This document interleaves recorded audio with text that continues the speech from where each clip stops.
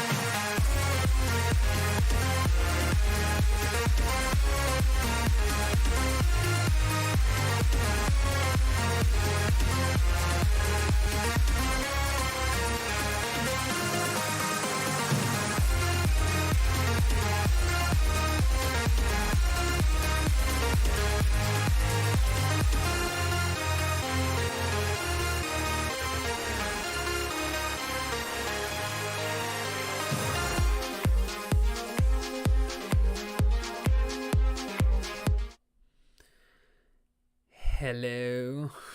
In the words of Llama, hello. Yeah, good morning, everybody. Welcome to this very, very, very, very impromptu stream by myself, Steve-O. There is a reason for this. I've got some good news and I got some bad news. The bad news is that basically Jason is not going to be streaming tonight. I've basically told him to have the evening off because he is ill, as you would have been aware from last night's stream. Unfortunately, he has got the man flu, as he likes to call it, but he's not feeling great at the moment. And to be honest with you, I think out of respect to him, I think streaming while you're ill isn't exactly the greatest way for your health. So I just said to him, look, mate, I'll just do one now. Or whenever I'm free to do one, and I'm free now. And I just thought, let's just hit the stream button within reason, and let's just go live talk fantasy football. Because why? Because I can, and I will. And I wonder if anybody can guess, if everybody looks at the screen right now. Actually, do you know what? I'm going to just quickly say, I never ever look at the chat these days much, and I'm going to do it for the first time ever. So, good morning, King Kun. First, Bilal's here, Ray Joy's, FPL Boona. I do like it, I did laugh. When you're watching last night's Elite stream back and they've already gone live again, yes. Firetog's here, the main man of the moment, making sure that the callers are all lined up correctly. I doubt you'll be doing that today because no one likes to come on my show. Everybody just sits back and listens to the nonsense that I start coming out with, especially if it's the 1 minute round where, people didn't like that, did they? Fucking hell. Oh, I can't have longer than a minute. Clear off. Ashraf's here. Shine through. That's not actually quite exactly what he says, but I can do the older for you, for you, for you. Milan Milic is here. Mr. Anderson is here saying that I'm having a hard time catching up to so many streams. That's why you should just only, in my case, only listen to certain people. I just think there's just so much content at the moment out there that I just pick and choose now. And as I keep saying it, the only ones I listen to is Planet FPL. There we are. It's been 7 minutes, 12 seconds, and I've mentioned Planet FPL. Planet FPL, Let's Talk, FPL's live streams, and FPL Dave's live streams /8 Simple Rules series, which I'm going to be listening to later on when it comes to the guy from Who Got the Assist, Tom. So I'll be listening to that now. I was watching him actually doing his test stream yesterday, actually, funnily enough. And I was a bit of part of that. It was a bit like doing it with Llama, helping him with his streams and what to correct, what's right, what's wrong, all that nonsense. So yeah, it was really a bit of fun. And it's funny because it's very, very, very rare that I get to watch / listen. I only listen, but to live streams. And actually, I was talking of Llama and Boona and Goona. I actually had the honour. Blimey, I was actually privileged to be listening into live. And essentially, if you don't know the Llama Lounge, go check it out. I'm sure Boona, if you're here, which I know you are, you can put a link in the description. What I will do is I will bring it up on screen in about 2 seconds. But let me just quickly play you this because I'd rather just get this out of the way. Anybody in chat, can you guess when... Let's do a Jason show. Let's no crosses, no Ys, no Ns, no ones, no twos, nothing. Hey, Zimmy, Sydney Hammers here. Someone say Clayton Guides, Madrid, FPL 7764 money, and there is that link there. So basically, Rayjoy saying looking forward to a game week 1 so we can get a members only Steve-O rant. I don't know. FPL Boona saying Llama Lounge. I will bring that up in 2 seconds. But while we're live on air right now, can anybody guess? This should work. I'm going to do Llama's typical thing that he says. I'm hoping. That's a terrible accent. So, can anybody guess specifically what game week this was from? Can anybody guess what game week I did this on? And that'll be to Jason. That really would be a Stone Cold Steve Austin. 2 middle fingers to Jason, and that'll be. Can anybody guess the game week from last season that was from, and why I said this? Why did I say that at the time? Because I just, to be honest, I was doing some research. Again, look at the screen, everybody. Right. Are you all right, Steve? Again, well, I love live streams. Shane 7. I'll give it to Shane 7. Shane 7, well done to you. It wasn't 11, but game week 10. Game week 10. So Vince saying, Blimmin' was planning on doing some work today, but looks like that won't be happening. Have you set aside 3 hours? I won't be going for 3 hours, although Dale did make this funny point about the stream the other day with Llama. that at the 1 hour 10-minute mark, I said, this stream isn't going to go on for long. I want to go outside and tan. An hour and a half later, I hit the end stream. But yeah, it was game week 10, and essentially the context of it was that I had some differentials on Jason, and it was, I'll tell you what the game week was specifically, was when I had Mendy in my team and he assisted Kevin De Bruyne or Silva, one of the two. I've completely forgotten. It was on there 2 seconds ago. It was one of the two, and if you remember, Mendy's assist was taken away and it was given to David Silva instead. And basically, I missed out on the 3 bonus points coming in for Mendy. The assist, of course, coming in for Mendy. Pretty annoying, to be honest with you, but it doesn't really matter. And that specific game week was when Burnley were playing, Chelsea at home. And it's when Chelsea won, what was it, 4-0? 4-1? 4-2? Something like that. When they absolutely battered us, despite the fact that I said that it was going to be a tight game. It wasn't. We got annihilated. And yeah, it did it in the 4-2, and it was that Pulisic hat trick. And I'm just scrolling to look for. There it is. Look at that. Here. If anybody gets this reference, this will be good. Here we go. Let's just play this. Look at that.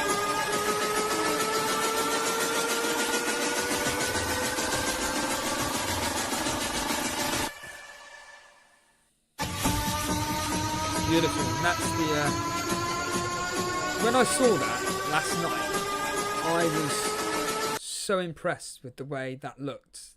That was beautiful. That was absolutely beautiful. And Llama's put a hell of a lot of work into that, and it looks stunning. And like I said, I had the privilege of listening in live, just giving back some basic feedback. I was just sat there listening to these 3 lads, and I did a private message. I did message Llama to give my feedback, essentially just saying what a great show that you 3 put together last night, and I really enjoyed it. It went on for an hour and 20 minutes or something like that, and it's just basically. This isn't those 3, by the way. I just want to show you something in a second. But it was basically Boona, Llama, and Matt the Gooner, or bench points, just essentially just having a conversation. And I did like the rapport between the 3 of them. There's a good connection. I think it's going to be really successful. I really did enjoy the fact that you're going to be doing one stream which will be entitled, give or take, the debate, where you guys will be picking up the topic points of what's going around in the world of Twitter. And what I'm mostly interested in actually is the Sunday supplement, where you guys will be looking through all the papers, and on Sunday obviously in the morning, and you'll be discussing the news stories. That's the one that I'm really, really keen on. And obviously the uniqueness to these streams will be the fact that you'll be streaming during playing Warzone occasionally as well, which is going to be, for me, and ironically I was watching a Warzone stream while I was listening into you guys, so I really just enjoyed this. But yes, up on screen now is a clip selection that I put up from Planet FPL's correspondence with Ricky Saunders for Spurs.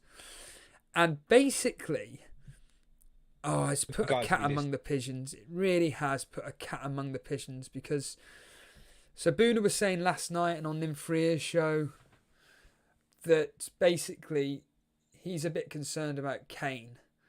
I then hear all this. So basically the 2 correspondents that I wanted to hear on Planet FPL specifically were Andy Martin for Leeds and, as of late, Ricky Saunders, because he's the Spurs correspondent. I just wanted to see if he and James could clarify my thought process about which players are going to start for Spurs, and this was the outcome.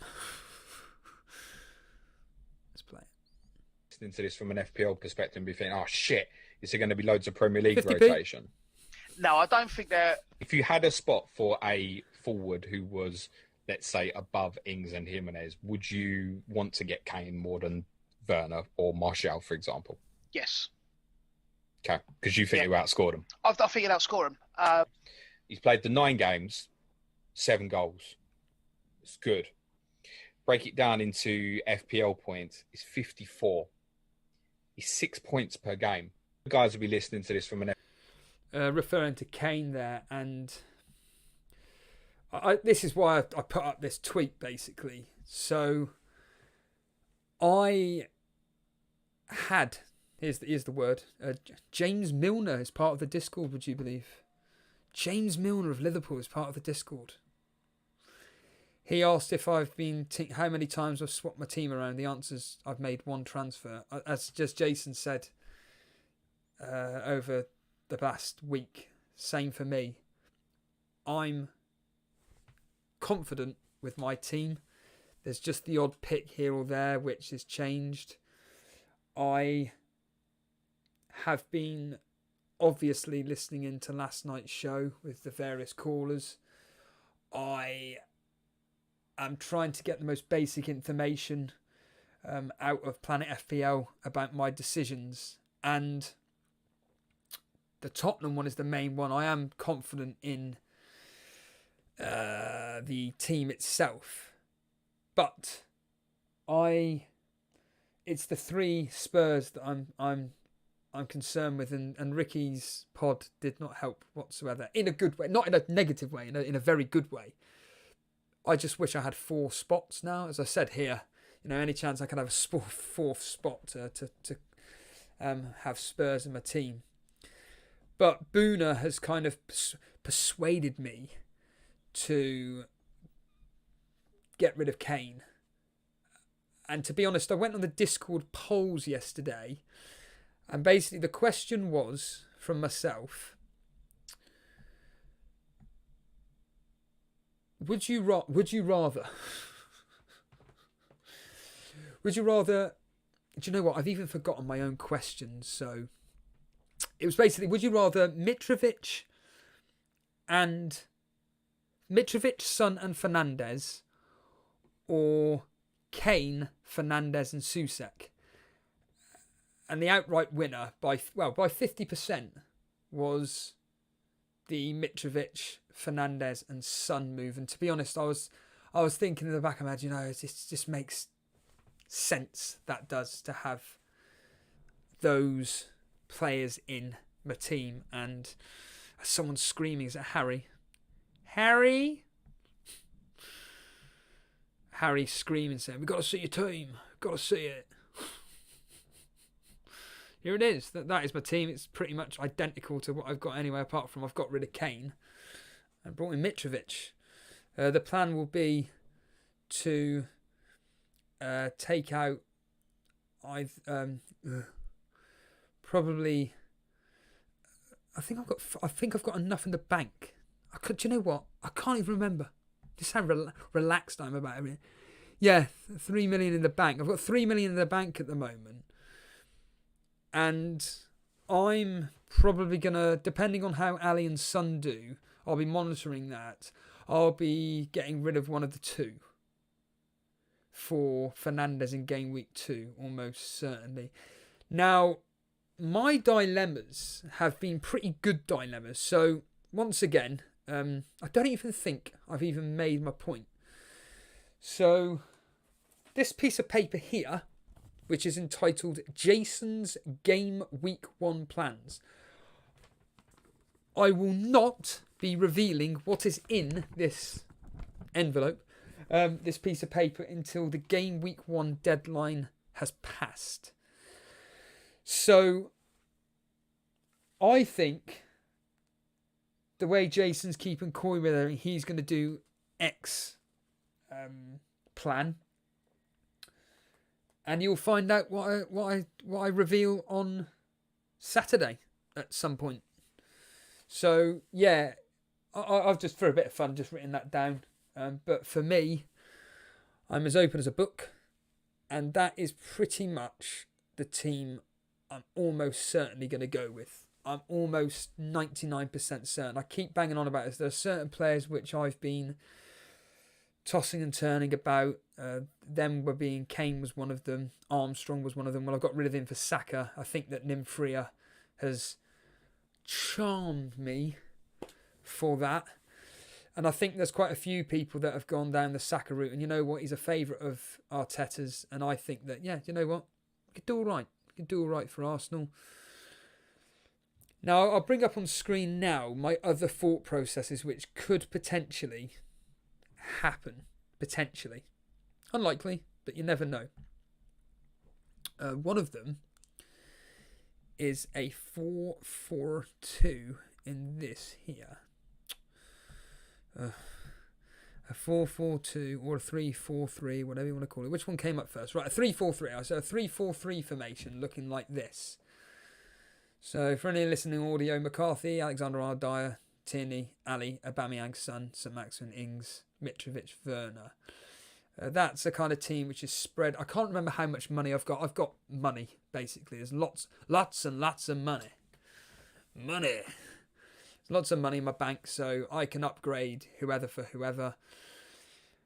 This is a 3-4-3 that I'm potentially could go with. Unlikely, though. Unlikely. So I'm not really fussed with what I do here, but a 3-4-3, don't know. I do agree with Jason. I agree with Andy that there's a lot of value in the strikers. I think there's a lot of value in the strikers at the moment, and those three, Ings, Mitrovic, Werner, could be gold. Another one, a 4-4-2. There's a theme here, 4-4-2 being Alexander-Arnold, Robertson, Doherty, Tierney, so really strong at the back, really strong. Ali, Aubameyang, Son, St. Maximin, Mitrovic, Werner. I really do, and that's another one that I'm strongly thinking of doing at the moment, and I am very, very, very tempted to go with this. This is the one where I think it's beautiful. That one there is, for me, possibly the one that there's a chance I may go with. The fact that I've got double Liverpool defence, the fact that I've got Doherty, Tierney, those four midfield options. I'm adamant with Spurs. I don't want to keep going on about it. I'm boring myself. That I think that Spurs are in for a really good season.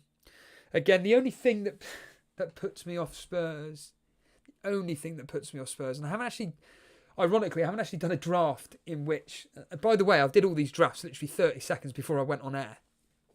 But I haven't actually done a draft which has no Tottenham, so no Ali or Son. I haven't actually done one of them.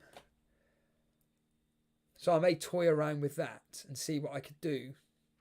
But it's the fact they've got a game every other day, essentially.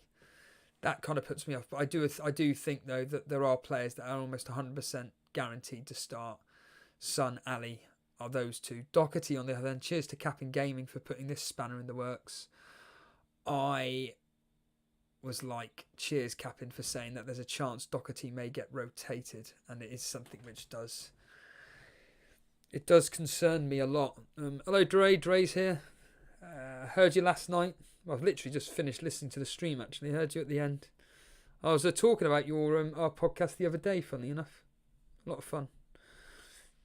But predominantly, as you can see, my team is just virtually identical. It's the same players within reason. But I'm almost certainly going to be pretty much going with this team. I'm pretty much happy with the one that I'm doing. And blimey, Alex follows here.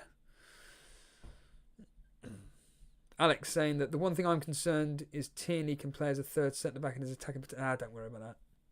Don't worry about that. He ain't going to be put there. No chance. Alex Follow, the main man that's created our thumbnails, specifically the one that's for this specific. And of course, tomorrow, Davey FPL. Yep, Davey FPL is joining myself tomorrow morning. We're going live at 8:30. 8:30 tomorrow morning. myself and Davey FPL are going to be predicting the season ahead. Davey's very, very good with his predictions. Okay, admittedly, score predictions, but Davey FPL is very good with his predictions, and I want to get him on. Well, he's coming on, not only to take your calls, but also for the fact that he'll be able to essentially just, help you guys with your team, probable selection, headaches, and everything like this. And let's do a John Nellis. Can you believe it that there's 183 people watching? We've only got 29 likes. Come on, hit that like button. Let's get to 100 now. Now, God damn it, now. Let's get to 100 likes. Let's get us up in the algorithm. It's what helps. So, yeah, just hit that like button now. And also, if you're completely brand new around here, hit that subscribe button. We are on the road to 5,000. Help us get to 5,000. In fact, Andy from Let's Talk FPL is on the road to 100,000. He was X amount away from getting to 75,000 the other day. So I can't specifically remember what it was, and he got it. He got like 200 or 300 subscribers within the stream. Let's get to 5,000 today. Let's make it happen. 5,000 subs today. But what I will say is that everybody come into the waiting room. If you want to come live on air, I'd be more than happy to go over your teams and everything, and chat all things fantasy football, find out what your thought processes are, see if there's anything different going on. It's all, like I say, it's all fun and games. Adam Malik, as an Arsenal fan, I can tell you that he can be played as a third centre-back in a 3-5-2. Cheers, Deepanka. I'll be doing that all day, as SoCal does.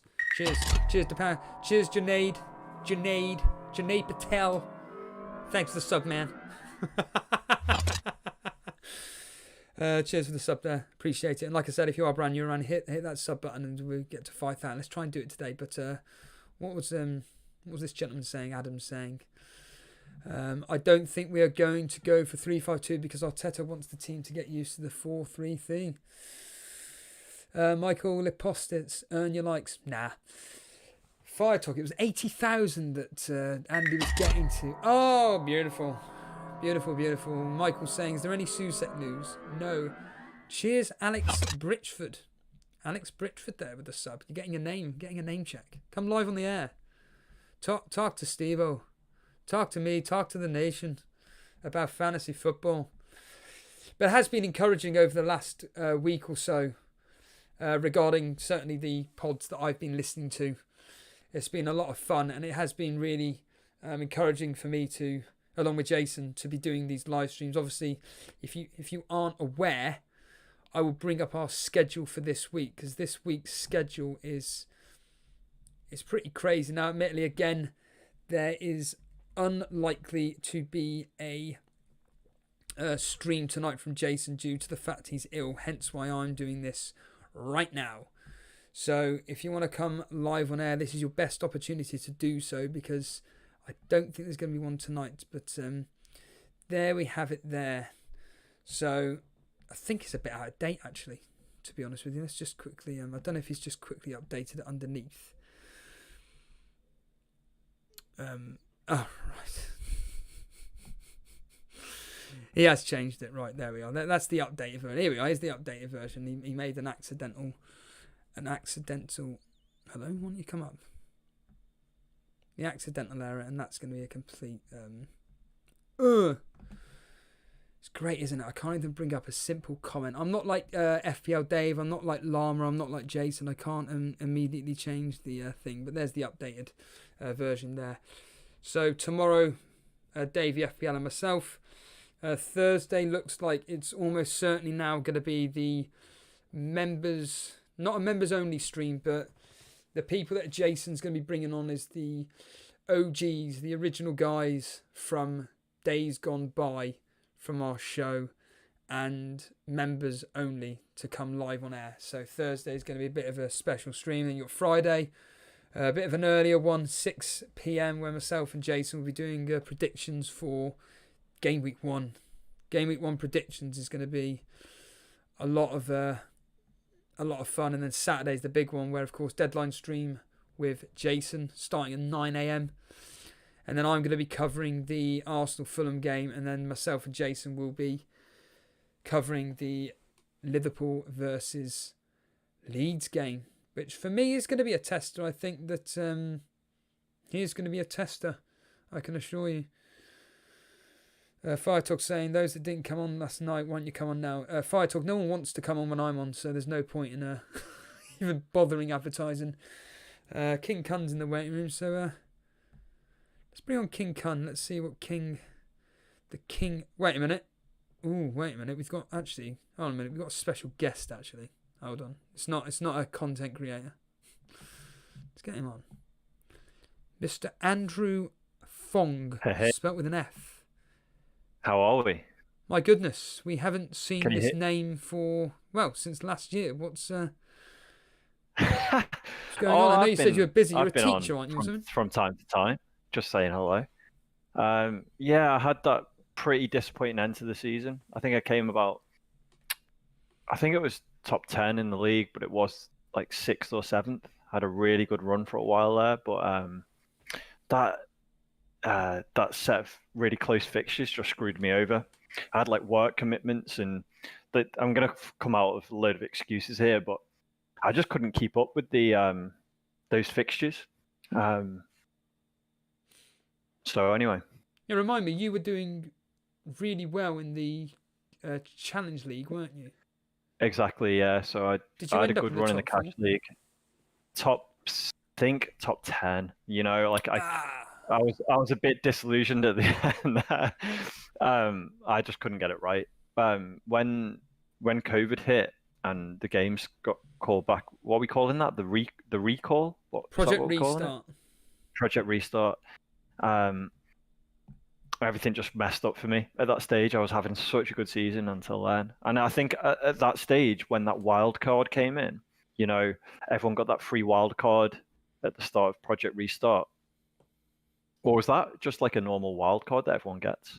No, I what they forget. did was they gave everybody unlimited transfers. So essentially, Yeah, free so wild card. I think honestly, this is not just me being bitter, because I think it was a good season overall. Still, I think that screwed me over, because at that point in the season, I thought, wow, I've got a good team going here, and I didn't actually need to do anything to it, and everyone sort of reverted to this almost like a new template on Project Restart, and yeah, it just didn't quite work out for me. But top 10, I was pretty happy with that.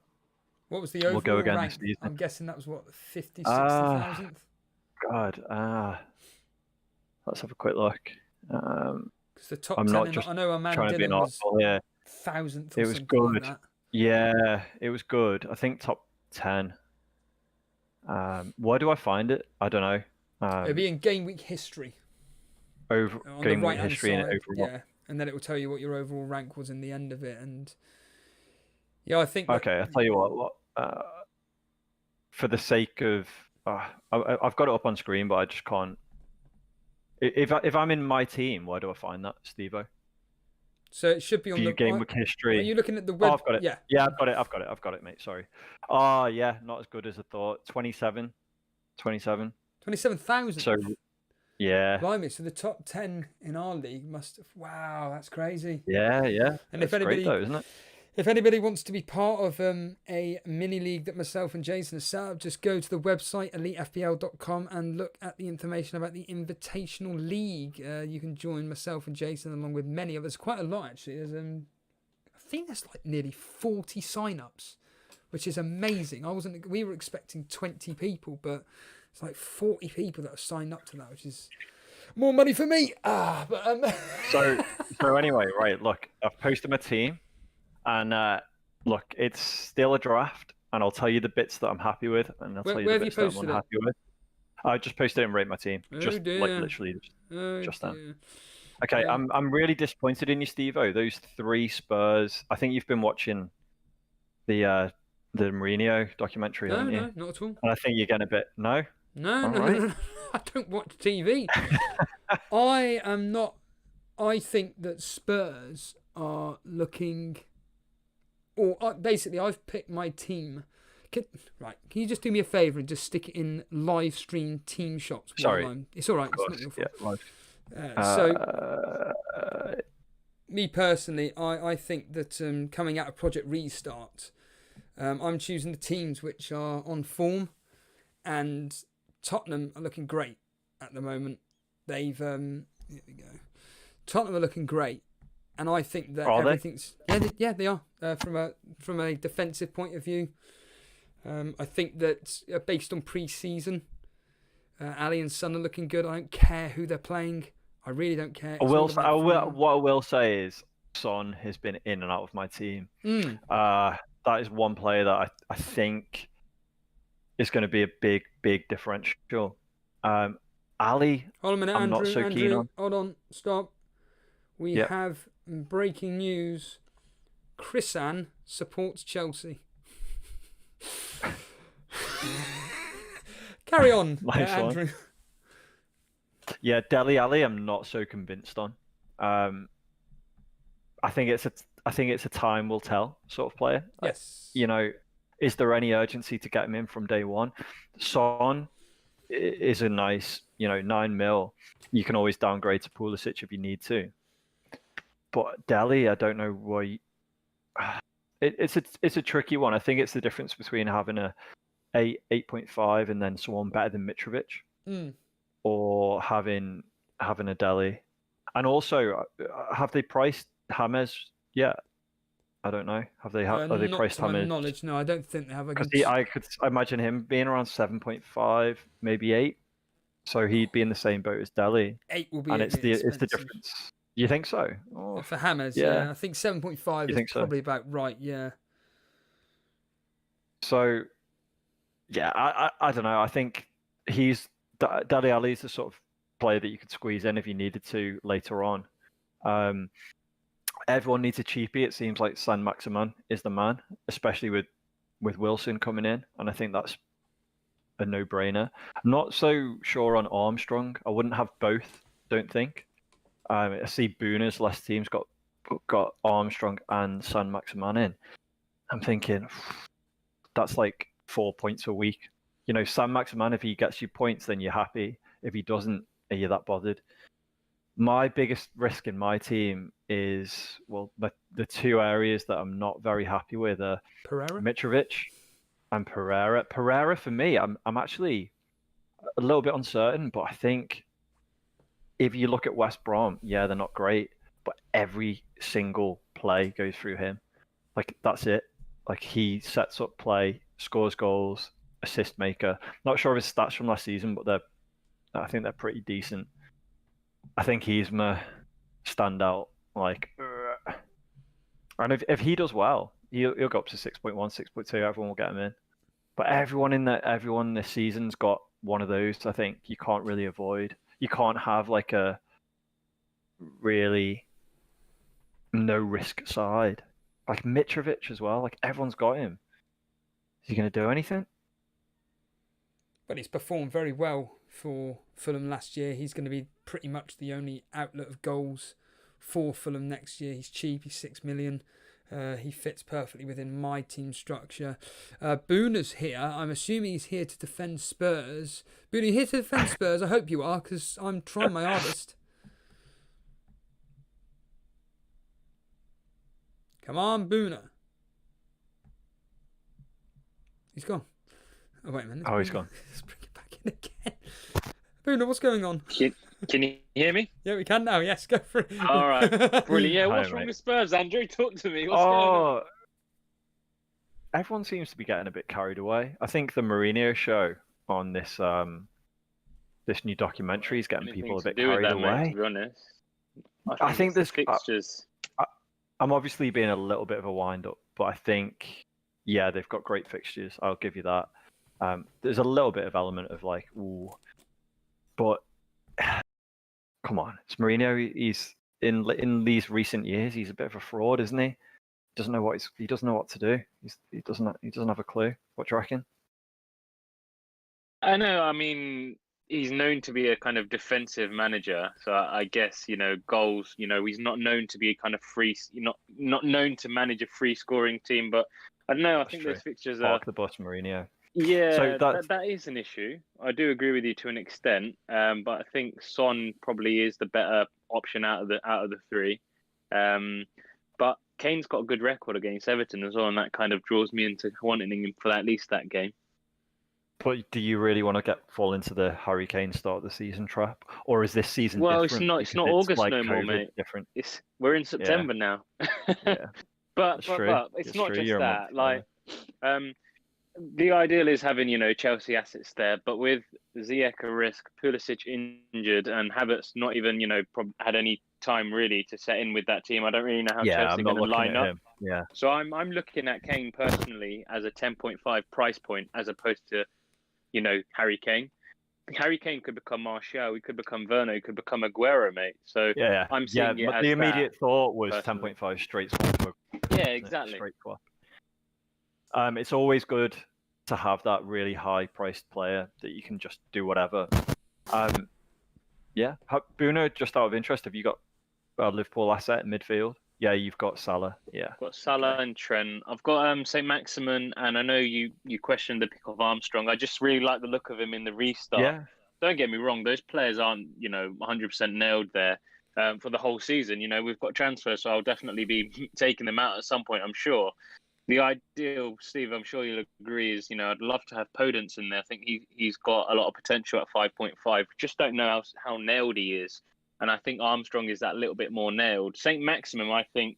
St. Maximin was actually Saka yesterday morning, but then Newcastle did the business with Wilson and Fraser. And I do think that's going to make huge. St. Maximin a lot better as a team. Have you thought about Saka instead of Armstrong? You're cracking up for me, Steve. Is he cracking up for you, Andrew? Yeah, he is. Yeah, he's breaking up. Well, interestingly, you're both cracking up for me. I was just saying, have you thought about Armstrong to Saka? No. I mean, I had Saka and Armstrong previously, but I do prefer Armstrong to Saka. Yeah, I don't like that balance, like having Saka and Aubameyang. I don't know if I like that. I just like the look of it. It's not a bad shout though, Steve. I think Saka instead of Armstrong isn't too bad. He's got two good fixtures to start with, and then you can ship him if we see that Podence, is starting games or whatever. One thing I like about your squad, Boona, is the Sheffield United Egan shout. Like, I think a lot of people are easily forgetting the Sheffield United defense assets and that weird formation that they play where all of their defenders get up and score goals as well and assists. I think everyone's like going, "Ooh, Sheffield's now 5 mil, not 4.5 anymore." Yeah, I know. I think they're pretty solid. I don't see anything changing there. So I think that's going to get you real consistent points. I don't think you'll be taking him out. He'll be there to stay for a while. Yeah, I'm making sacrifices in my team though. Having Egan in, I've got no bench players really. If you look at it, if Egan was a 4.5, I could then afford Charlie Taylor on my bench, which is something I'm looking at. But I think those three defenders are set and forget for me for at least the first 5 games because Egan's got great fixtures. Sheffield United defenders, I feel, are being really overlooked. I know Henderson's gone. They are, and if you recall last season, they go up against top 6 and get results. Like it's not like they are almost for fairly cheap defenders fixture proof. Like you still play them even if they were going up against the likes of Liverpool or whoever. I think I would. Yeah, exactly. It's just a shame. It's just and Pope would be your Egan normally, but yeah. Yeah, I'm not paying 5.5 for a Burnley defender though. Yeah, that's mental. Jez in the chat saying Salah's been rubbish since he cut his hair. I'll have you know, Jez, his hair is back at 70% to full growth. So we've got another 4 days. I think we could get to 90%. And I think you'll be good to go. What a lot of people are saying about Salahless, and it does seem like, I felt like I was a lone voice, and then all of a sudden now everybody like Charlie last night, J&O and various others, Jason is saying it, and I I hope that he does nothing against Leeds. I'm expecting him probably to get a goal or whatever, standard goal. I don't Oh, expect come on. the game against Leeds to be that easy. But what if Salah does nothing against Leeds? Are you going to go into, not panic's a bit of a strong word, but I mean, I'm already transferring him out in game week 2 anyway. that's 100% definite, isn't it?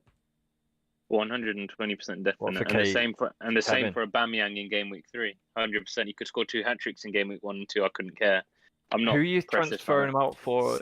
Who's Salah going for? So there's a few options I've got here. I do want to attack the United assets. I was actually thinking of a -4 in game week 2. Just hear my thought process though before you question that. Okay. I was thinking Salah and Brewster to Greenwood and Martial, or Salah and Mitrovic to Rashford and Martial for a -4. However, having had a look at the fixtures, I know United are, they've made some good signings and the team's looking strong. The fixtures, I think, the difficulty ratings are actually understated quite a bit, or overstated, whatever the way around is. But I think they're more difficult than they actually look. So I might just do Salah to Bruno. And then in game week 3, I'll do Aubameyang to Sterling. That's the thinking at the moment. And then, what, Sterling 11.5? Yeah, Sterling's 11.5. It's going to be a real struggle to get Salah back ever if he has a good start to the season. Oh, you've got Aubameyang. Yeah, no. Aubameyang would go to Sterling, but then I've got Son and Kane there. Son and Kane could easily turn into like Martial and Salah. You say easy, but no, it's not easy. You're taking hits. Mate, I've always taken hits. That's the way I play the game. I'm not afraid to take hits, so I'll do it. I'm very much anti-hit, and it carried me at the start of last season. I took 25 it has hits to be a last season. resort for me. It has to be a last resort for me. 25 hits for me last season and 32 the season before. Last season I finished 36k. The season before 3k. So for me, hits can work. They did, and I think they did. I remember you coming up real strong at the towards the back end of last I just season. missed out on the top 10. I think I finished 11. Yeah. Steve, stick with the Spurs assets, different sort of philosophy, I think. Well, I wanted to ask you actually, Boona, about, because something that again you've kind of put a thought in my mind, which was what you were saying on the Llama Lounge last night. We'll talk about that in a minute, but. Werner, you're not interested. You think that Chelsea are going to need to... Well, you think there's potential of them needing to bond with each other first before Werner can kick up and start running. Yeah, absolutely. There's no doubting the kid's pedigree. He's done it on the highest of levels. But so had Falcao, so had Di Maria before they came to the Premier League and flopped. And admittedly, that was at a different team. That was at United. But there's no certainty that they come and, absolutely hit the ground running. I think if Pulisic was fit, and Ziyech wasn't a doubt, then I think I'd probably be considering him myself too. But yeah, when you get second, Steve-O, also, can you just update the screenshot to the one that I've just put in team screenshots to give the viewers a bit of an understanding and you a bit of an understanding of what my thought process is? Because I've did a bit of an annotation. It's just like a 3-year-old has been going over this. Talk us through. Oh, I do love your. I love the. Pulisic to Son. In fact, again, if I find out Pulisic is 100% starting for Chelsea, I'm doing exactly what you're saying. I'm getting rid of Son. In fact, I'd probably get rid of Ali, get rid of Werner, bring in Pulisic, and then I'm saving a further $1.5 million or whatever it works out to be. Yeah, I'm liking it. But yeah, go for it. I don't think. Like I said, look, I can't remember who talked about price points first in the community. It might have been someone from FS Scout. I can't remember. It might have been John or Joe. But I don't think Pulisic should be starting game week 1. I've read various reports saying he won't be fit for that. But future thinking, Son turns into Pulisic very easily. Sterling could be De Bruyne for other people. I personally prefer the explosive option in Sterling. Salah to Bruno seems like a no-brainer. Yes, I know. Obviously, I need to think about how I bring Salah back in if he does start well. And Kane is an easy downgrade to Werner, Martial, Kun, whoever. Mitrovic, if money's in the bank, could become Wilson and could become Calvert-Lewin. That's my thought process at the moment. Egan, like we discussed, I think Sheffield United have been majorly overlooked right now. And then you've got the two budget options in midfield in St. Maximin, who I think is going to be really good this season. Or at least he's going to be more of an attractive proposition with the signings of Wilson and Fraser. And Armstrong's probably the most puntiest player in there, I think, and probably the riskiest. Riskiest, is that a word? Yeah, yeah. We'll go with that. Because he often gets taken off at 65 minutes, but we saw in the restart that if he does play well, like he's quite an explosive option. This team, the 3-5-2 you've got up here, I think it's a beautiful team. Now, how likely are you going to be? The game week 1 passes. I know you said to Jason last night that you're going away or you're doing something with friends or whatever over the weekend, which is, as Jason said, a really good thing. What's the likelihood of this being your game week 1 team? Well, if an FPL manager comes onto this show and tells you 4 days before the season starts that this will be their 100% guaranteed team, they're chatting out there. I'm trying not to incur 50p here. I'm pretty set with mine. Apart from maybe it will change, maybe Adams. There's so many things that can change, like especially with everything that's going on right now, Steve, coronavirus, all that stuff. Like I had last night, I was speaking to people in Discord, and I'd taken Harry Kane out and put in the likes of Cavallini and Dini and boosted my squad up a bit with game week 2, 3, 4, 5 in mind. This morning, complete change of heart. I think I play this game with too much bias. I've got a lot of Spurs bias, and it doesn't always work out, but it's just the way I play the game, isn't it? J&O's ears must have been pricking up. Morning, J&O. Welcome. Nice to have you here. If you want to come live on air while you're editing, by all means, jump on the Discord. We'll have a chat. We'll have a laugh. We'll have a sing-song as we did the other day. But yeah, I think that's the best things about when I'm listening into streams like this and having a conversation with people like yourself, Adam, etc.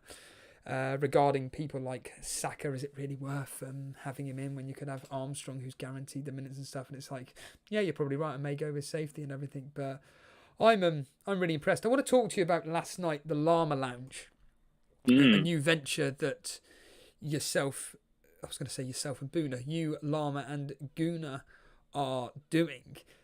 Plug it now. Talk about it. I know the majority of people listening know about it anyway, but they are going to be new people. Yeah, I mean, we wouldn't have met if it weren't for Elite FPL. The journey with Elite started about 2 years ago now, didn't it, Steve? And I remember when we used to first watch, you guys were on about, when I first watched, I'll talk for myself, you were about 300 subs. And you used to have about 20, 30 regular viewers.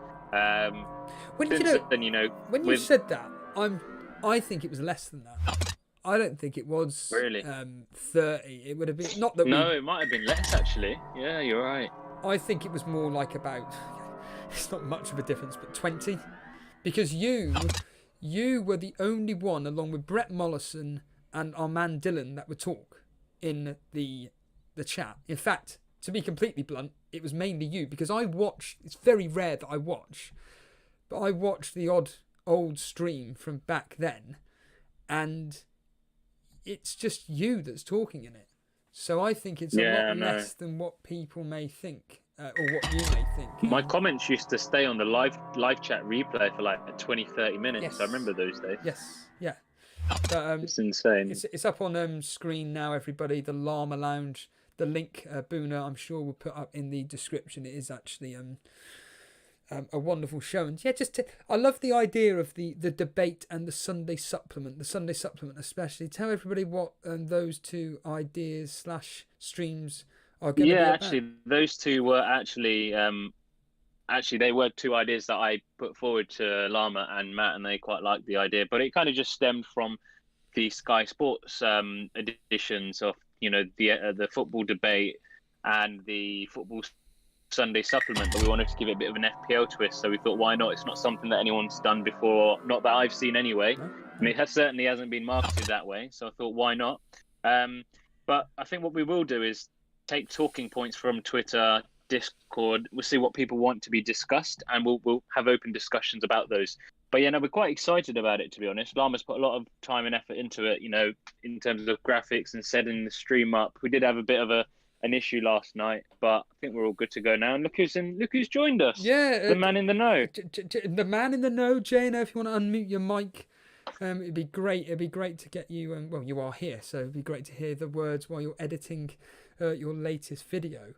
But You had quite a few viewers last night, didn't you? It was like 40 odd viewers watching I / think listening in. Elite definitely helped that. Yeah, absolutely. We had about 45 at one point, which is brilliant for a first stream. Anyway, we're very happy with that. I thought it went really well. But like I said, it wouldn't have been possible without Elite. We met through you guys, and I think coronavirus, if there's any positive to be taken out of it, it's kind of brought us together through other avenues. The likes of Call of Duty. Been playing that What I was throughout. going to ask, what is because let's be honest here, the USP of your show should be and probably will be the fact that you'll be playing Call of Duty while talking fantasy football. Yeah, absolutely. Well, we usually play Call of Duty most evenings, if not every other evening. And what we want to do is, it's going to be a chilled out session whenever we're playing. The live chat's usually on our screen anyway, or we'll just be watching it on the laptop. So if people have any questions whilst we're playing, we'll just, answer away, because I think you'll either be able to hear us or we can just type in there. I'm usually dead most of the time anyway, or I'm in the gulag. So, I'm more than happy to answer any questions anyone's got.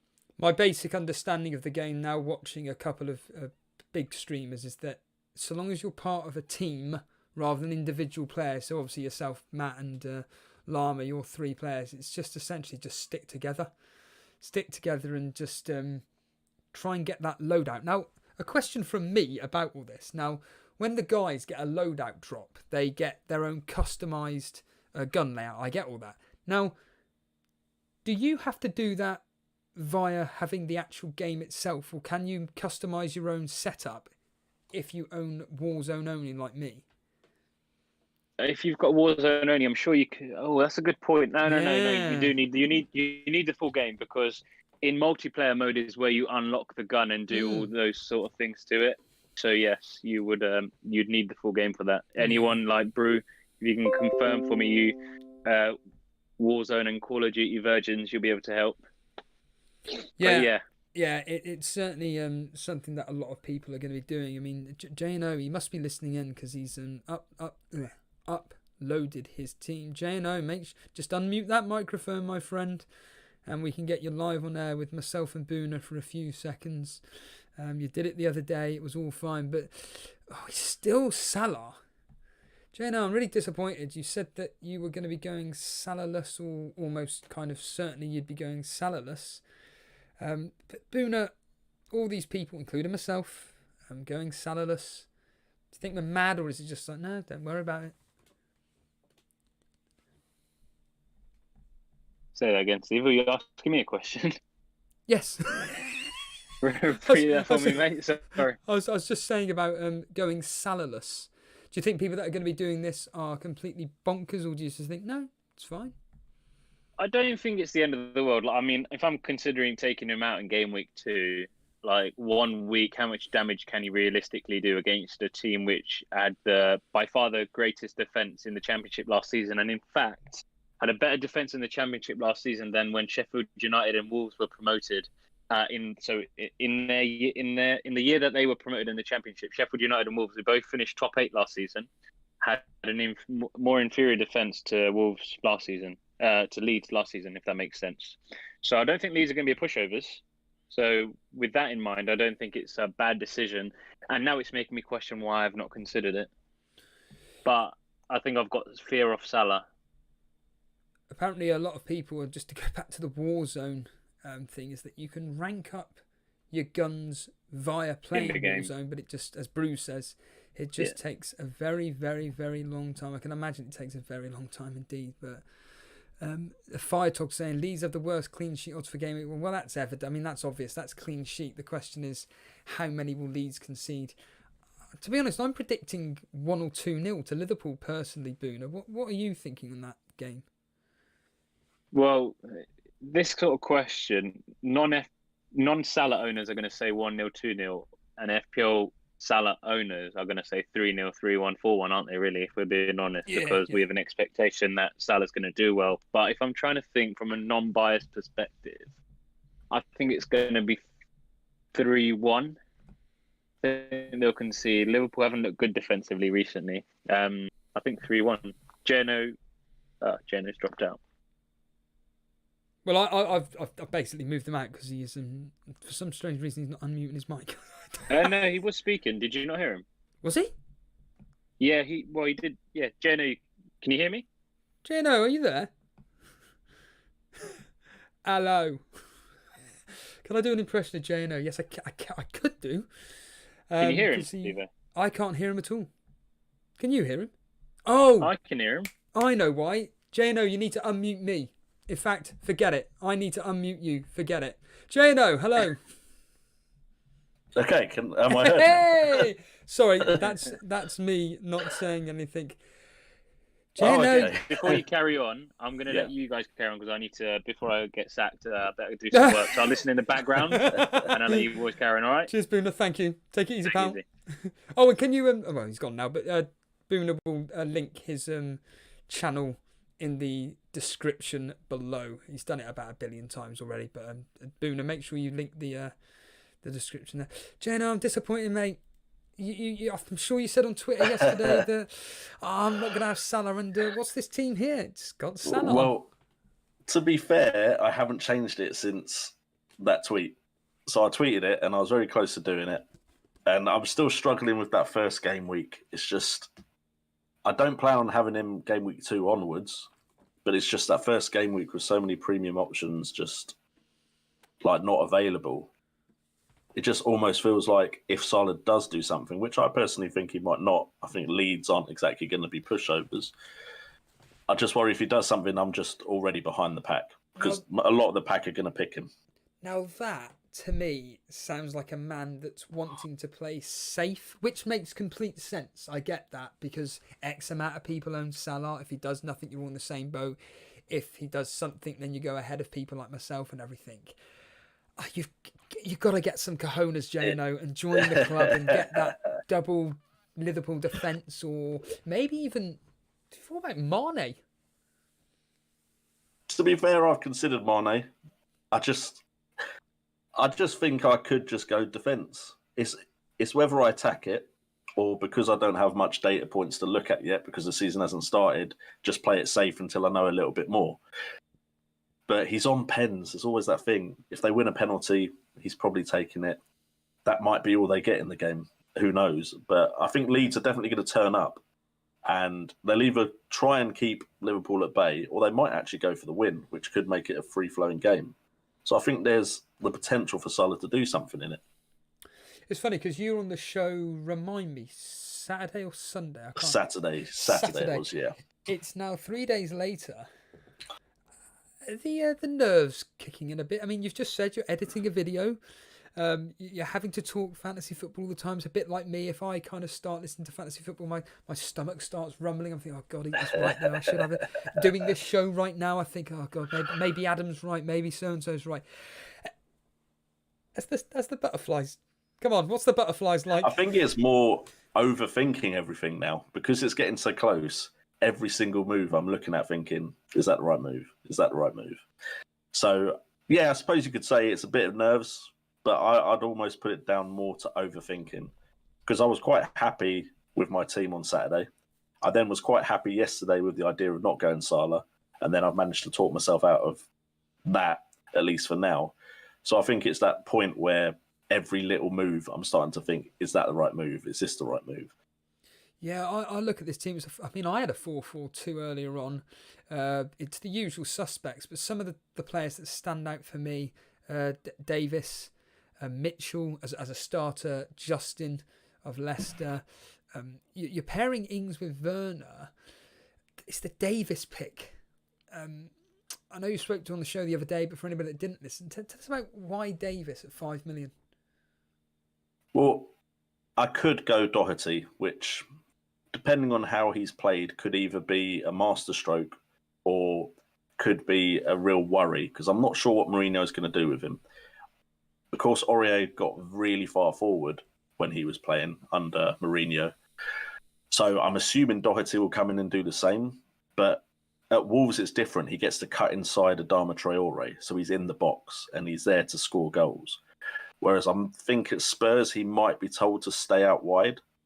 And I would prefer it if Doherty was given the freedom to go where he thinks he needs to go, because he's clearly shown a knack for getting in the right place at the right time to score goals. And I just worry that Mourinho doesn't want him to do that. But you'd think watching him play, he knows that's his tendency. So I'm really up in the air about Doherty. He's someone I'm going to watch, but I don't want to commit to just yet. And so it comes down to either Dyer or Davies, because I think Spurs will improve as a defence. I definitely think there's the potential there for them. They were better after Project Restart kicked off than they were before that defensively, and it is Mourinho, so I'm presuming he's drilled it into him now. So I do want Spurs because of their fixtures and the potential for clean sheets. So at the moment it's on Davies, but it quite easily could go to Dyer. Just Mourinho has said before how important Davies is to the way they play. That's why he's there for now. And it's just a bit more of a defender I have a bit more faith in than, say, all the 4 million players, although I know Mitchell is starting in game week 1, but I think he should be okay for at least that one before Van Aanholt comes in. And I think Justin, from what I've heard from some Leicester fans, is the one that is going to start, and it'll probably be Thomas that gets dropped with Castan coming in. So that's why the defence looks that way, but I am definitely tempted by Robertson. Yeah, people like Cap and Game have put a tiny seed of doubt in my mind about the rotation with Doherty. We've had Boona with that seed of doubt about Werner. Can he click with his teammates? Can the Chelsea team attack click? Does that seed of doubt worry you at all? But it's just, or is it just for you? Now Werner's in the team. Just he's a world-class striker. Just stick him.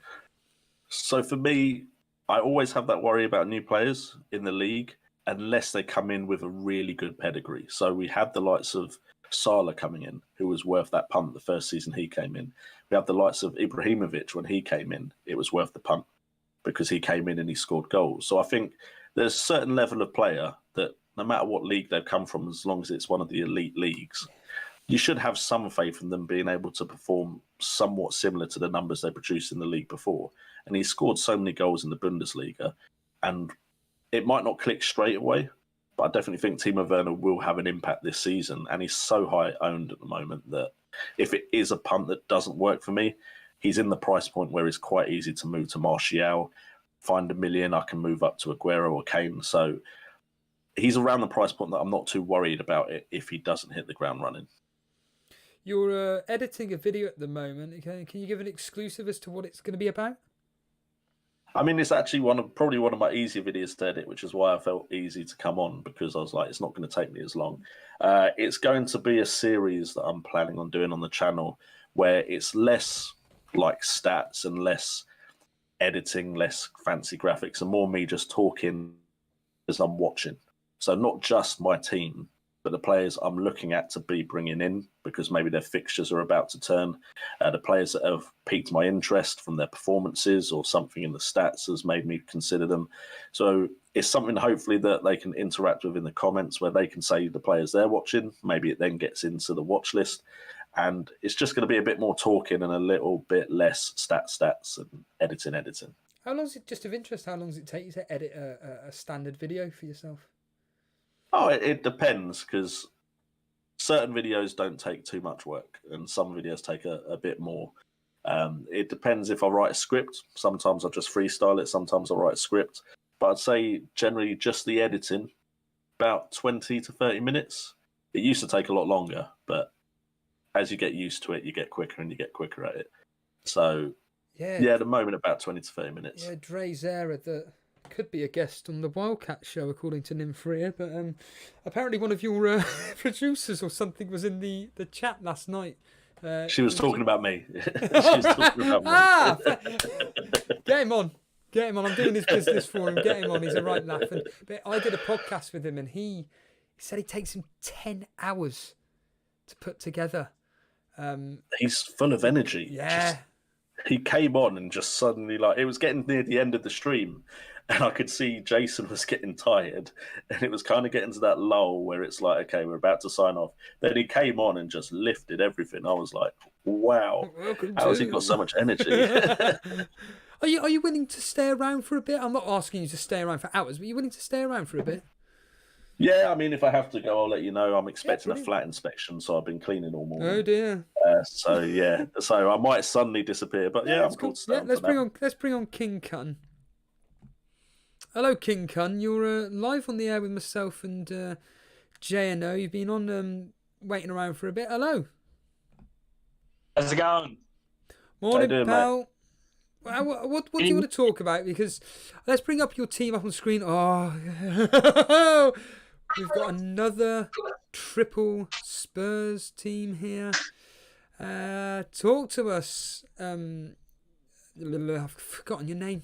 King Khan. Talk to He's us. only just come on. We've already forgotten his name. I have this theory, right? I'm thinking of doing right with Salah. I think a lot of people are gonna transfer him in game week 2.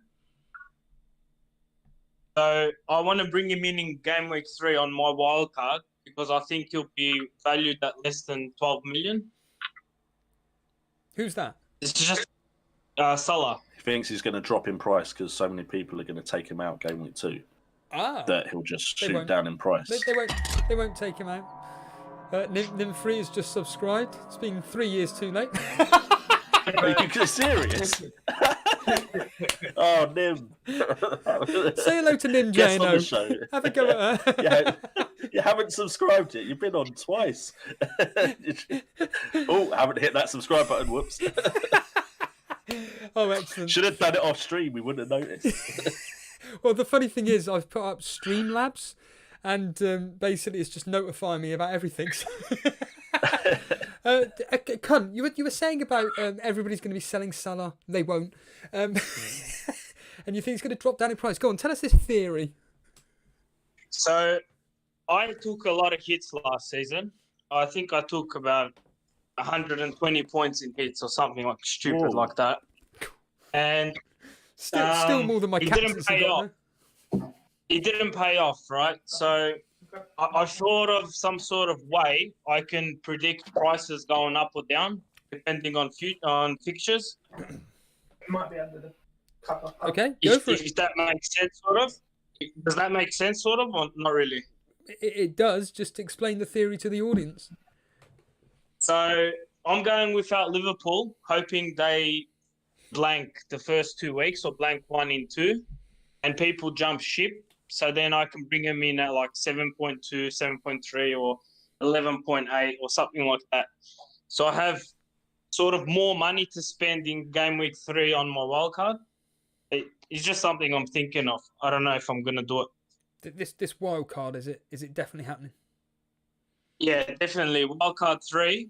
And I got triple leads there. They're going to play in game week 2 against Fulham. So the only player I'm not sure about is Havertz. Oh, and another thing, Steve, this Sheffield United, I looked at their stats last night. I've been looking at their stats for a while now. I think they conceded 39 goals, but they were meant to concede like 52. They overachieved in not conceding, sort of. Okay, and what's your point? I think the goalkeeper might be the reason why. So they might be a bit overpriced, but I can see why people are going with them. They could be decent options as well. So what are you saying, that you think the Sheffield United defence could be a bit of a trap for people like Boona that have got an Egan? Yes. Wow, and you think that it's all going to be down to the fact they've lost Henderson, and you don't think there's going to be such a high command level from Ramsdale? He's got great stats, but that's the thing. Like, I don't know how he's going to interpretate, but based on last year, they overachieved in conceding goals, in not conceding goals, sort of. So, yeah. I'm going to stir the pot, and thank you for everybody that's subscribing. Really do appreciate it. If you are brand new around here, hit the subscribe button. If you're enjoying the stream, just hit that like button, because I'm about to stir the pot a bit. FPL Boona I like saying a bit of that, stir in the pot. we'll get your thoughts in a minute, JNO. FPL Boona saying that he thinks King Kun hasn't the slightest of clues. What's your response to that, King? Without swearing. We already got our side bet for the year, so go for it. Tell us. So me and Boona have £100 bet. So who will finish higher? Overall rankings. Right. It will be a rivalry going on this season, hopefully. Right, that's a lot of money at stake there. J&O King Cunner's come out with the fact that he thinks that Sheffield United could be potentially a bit of a trap. What do you think on that from a defensive point of view? He's definitely got a point as far as them outperforming their expected goals conceded. What I would say is, without having looked at it myself fully, because I've seen that stat, I need to know like how many of those shots that were expected goals or could have gone in were blocked, how many of them were saved, how many of them were missed, because you've got to take into account that while it could have been in a very good position to shoot, what exactly were the players that had those chances as well? Because if you have someone like, say, Vardy or Aguero, who could be clinical on their day, in the same place as someone like, I'm trying to think of a really bad striker off the top of my head, but a bad striker, Bamford. It's still the same position. Yeah, but he wasn't in the league last year. But yeah, someone like Bamford, if it was players that weren't that good taking the shot, then even though the position was good, they still messed up. So having watched them, I agree. I don't think it was with just you. Henderson. I don't think it was just Henderson. I think Henderson was a massive part of it. I think plus 14 is a lot in difference for goals. So I think they might I still think they might overperform compared to how many they're meant to concede. I just think it might be not as much as it was the season just gone. I'm glad I've just... Yeah, what are your thoughts on DCL, Steve-O? On who, sorry? Dominic Calvert-Lewin. I'll answer that in 2 seconds. I don't normally read the chats, but occasionally I do, and I've just seen this one. J&O, this is kind of aimed at myself and you. Vince Chapman saying... Steve-O and J&O, a tag team Steve-O plus J&O, a tag team, a new show that could be called FPL All Day. So there we have it, J&O. We can set something up there and chat for 24 hours fantasy football. But in all seriousness, Calvert-Lewin, what do I think of him? Well, they were talking about him last night. I can't remember who it was. I can't remember who the caller was, but they were making a very interesting point about Calvert-Lewin, the fact that with these new signings that they've made, more creativity, they're probably going to be playing a 4-2-3-1 formation with Calvert-Lewin obviously being the centre point. They've got really good fixtures. I think, to be honest, Calvert-Lewin was somebody that, again, I was thinking, you know what? It's a possibility. I think it's a great pick, but I'd rather get J&O's point of view on Calvert-Lewin. I was going to say he was someone that I was planning on completely avoiding until Everton started making moves in the transfer market. So he's now someone that I'm considering purely because if the players behind him are going to improve and create him better chances, whilst I don't look at DCL as the most clinical of finishers, I mean, sometimes I watch him and he kind of just bundles the ball over the goal line. As long as he's scoring, I'm not really bothered how he scores. So I think with James Rodriguez behind him, with the likes of Allen coming in, I can see that team improving. And if it improves, I think Dominic Calvert-Lewin could be a beneficiary of that. Because we still want the person who's scoring the goals. Even if the team is better, we want the person that's putting the ball in the back of the net. And it could be DCL. If they're a top 8 side, a 7 million striker is bargain, I think. And if Sigurdsson leaves to the MLS, he could be on penalties as well. So I don't know. He might be the bargain striker that everyone's trying to find this season. So I'm going to go with him. Hopefully he does something, but who knows? I'll ask you one final question about your team before we let you go. So Havertz, do you think it's worth the risk of you starting with him, or do you think that actually, you know what, I think that actually I'd rather go with a more solid Premier League pick, i.e. off the top of my head, someone like Allen or something? I had Ziyech for a very long, because this team has 0.5 in the bank. Because I want to do Son to Rashford in Gameweek 2, just one transfer. Okay. If he's playing, if he's not, then I'll probably downgrade to Greenwood or something. I don't know, or I'll put Martial in. Sorry, what was the question, Theo? Havertz, do you really want to be going with him? Considering he's only just joined Chelsea and he may not start, he may be a bit of a quote-unquote risk. So I had Mount, Ziyech, and now Havertz. I've had all three of them for the whole preseason. I'm going to have one of them. I'm just waiting.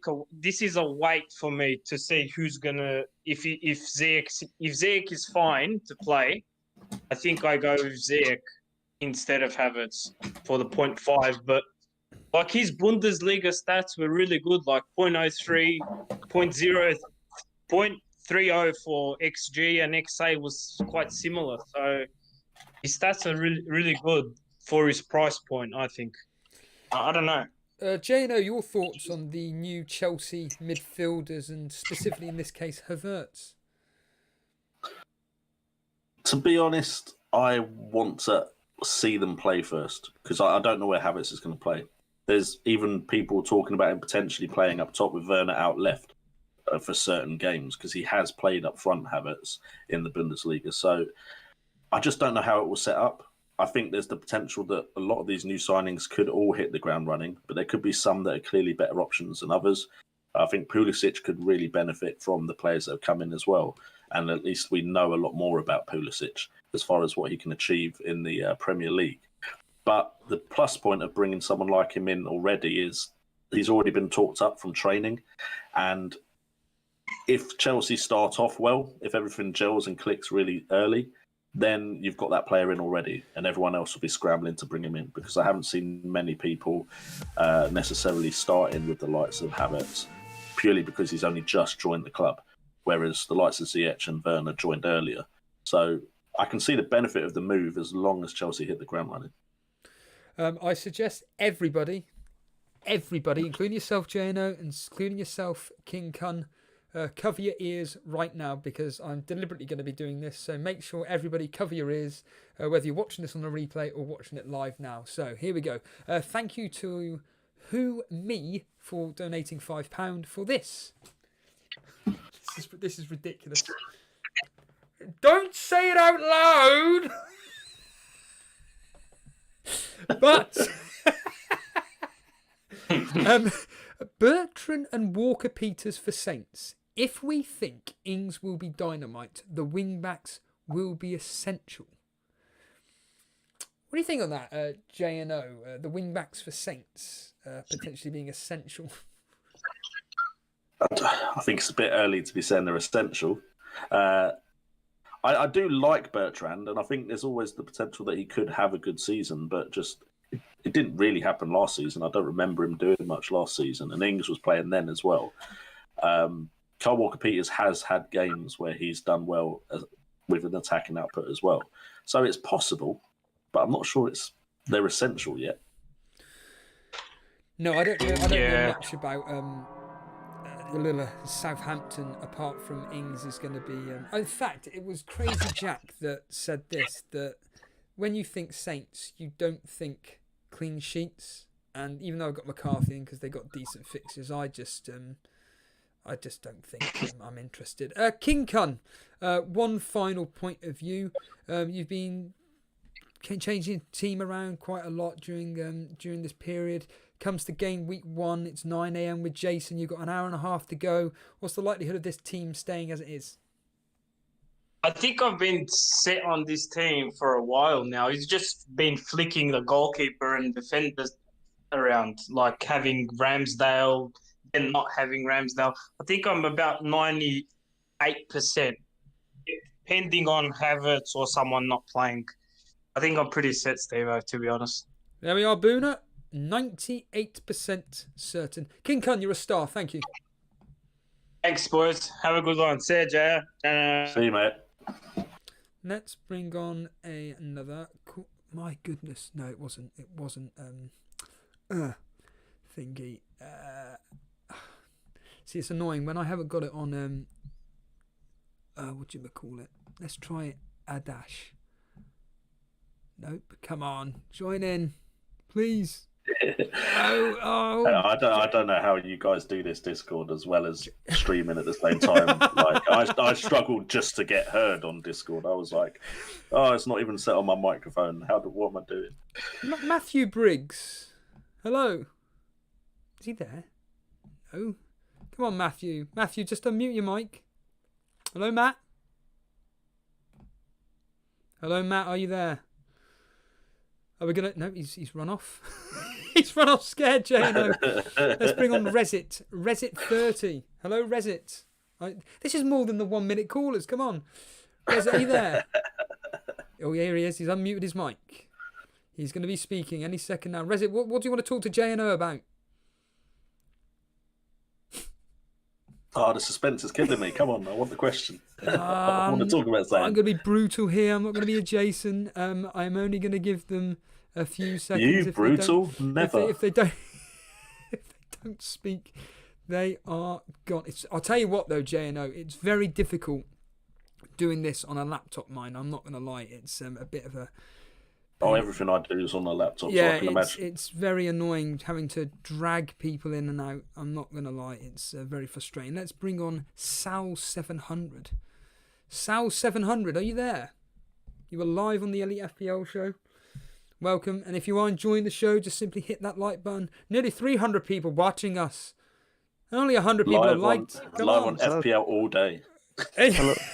Hello, can you hear me, mate? I can hear you loud and clear. What do you want to talk to JNO about? Yeah, just recently joined the Elite FPL subscribers and everything. Just found your channel, and it's one of the best FPL channels. So yeah, my team is a bit. Before you continue, we've got all day. I'm not going to be doing the minute round. Why? This is a serious question. You've just come out and stated that you think that, in your opinion, that Elite FPL is one of the best FPL channels out there. Yeah. Why do you personally say that? Because I just see like the passion that you have for Fantasy Premier League, and I don't see that in many other channels that I've tried to watch. I don't care about FPL really. I just want the money. No, I'm joking.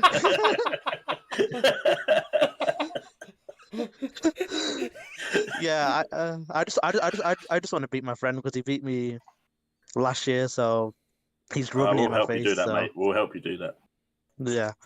Yeah. I've just gone for a very different sort of team because not many people have picked like Sheffield United like defenders, even though I think they had like one of the best defenders, best defensive record last season. Nobody's gone with them, so I just thought, because they got me a lot of points last season as well, so I just gone for a couple of their defenders, and and I gone for a very like a wild card sort of option in Dean Garner from West Brom, because he was one of their better creative players last year. So I thought, and it's at home to Leicester, so I thought, why not give it a punt? I'm going to do a Jason line here and say the usual, which is you haven't got many of the popular picks. There's a lot in here which you don't see a lot of, which, to be fair, could be a good thing. So for people listening audio, Allison, Trent, Stevens, Egan, Aubameyang, Podence, Boona's very interested in Podence. How do you pronounce this? Diagana, Mason Mount, Ings, Werner, and Firmino. What is it with players like Firmino, Mount? You've just mentioned Diagana, Podence, Allison. What makes you give faith in Allison, I had him I had him from start of last season throughout the whole of the last season. He got me a lot of clean sheet points, and so did Trent, so I just kept it with them. Mount is because I would have put Pulisic in, but I don't know if he's going to be fit or not, so I just put Mount in. And Firmino because I didn't want to... Salah, I'm just not sure on Salah at the minute because he just seems a bit off at the minute, so I just went with one of the other front three. And plus in the game week 2, I'm going to swap Aubameyang. Might swap Aubameyang for Bruno and then swap Firmino, upgrade it to Aguero. So that's what my thinking was, because I've got like a bit of money in the bank. So I was going to swap both of them out in week 2, because Aguero's always been one of my big hitters when I put him in. So, do you know your thoughts on somebody coming on and with a bit of a differential team as it stands right now? I mean, just before I answer that, apparently the prices have come in for don't say Fraser, anything. Wilson, I and know. Rodriguez. Don't say. I was going to reveal cool. it. All right. It's already a plan, Jano. Plan. Okay, cool. So back to the question. The issue I have with a team like this is, if it works, it's going to set you off to a great start to the season.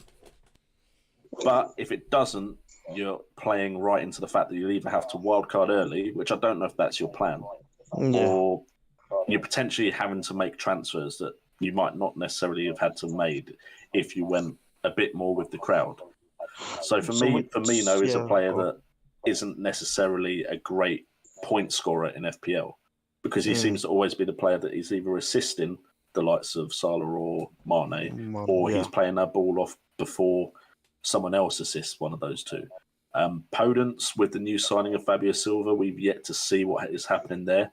Diangana, we don't know how well West Brom will do in the Premier League. And Mount, while he may start game week 1, he's likely, or we assume he might not actually keep his first team place or be rotated. So that might be a play you need to change as well. So I think some of these players, it's probably better to wait and see than go straight away. So do you think I should change out the Firmino? Do you think you change all of them out this week, or leave one or two in? The balance of the side isn't bad, because you have a plan for Firmino to go to Aguero.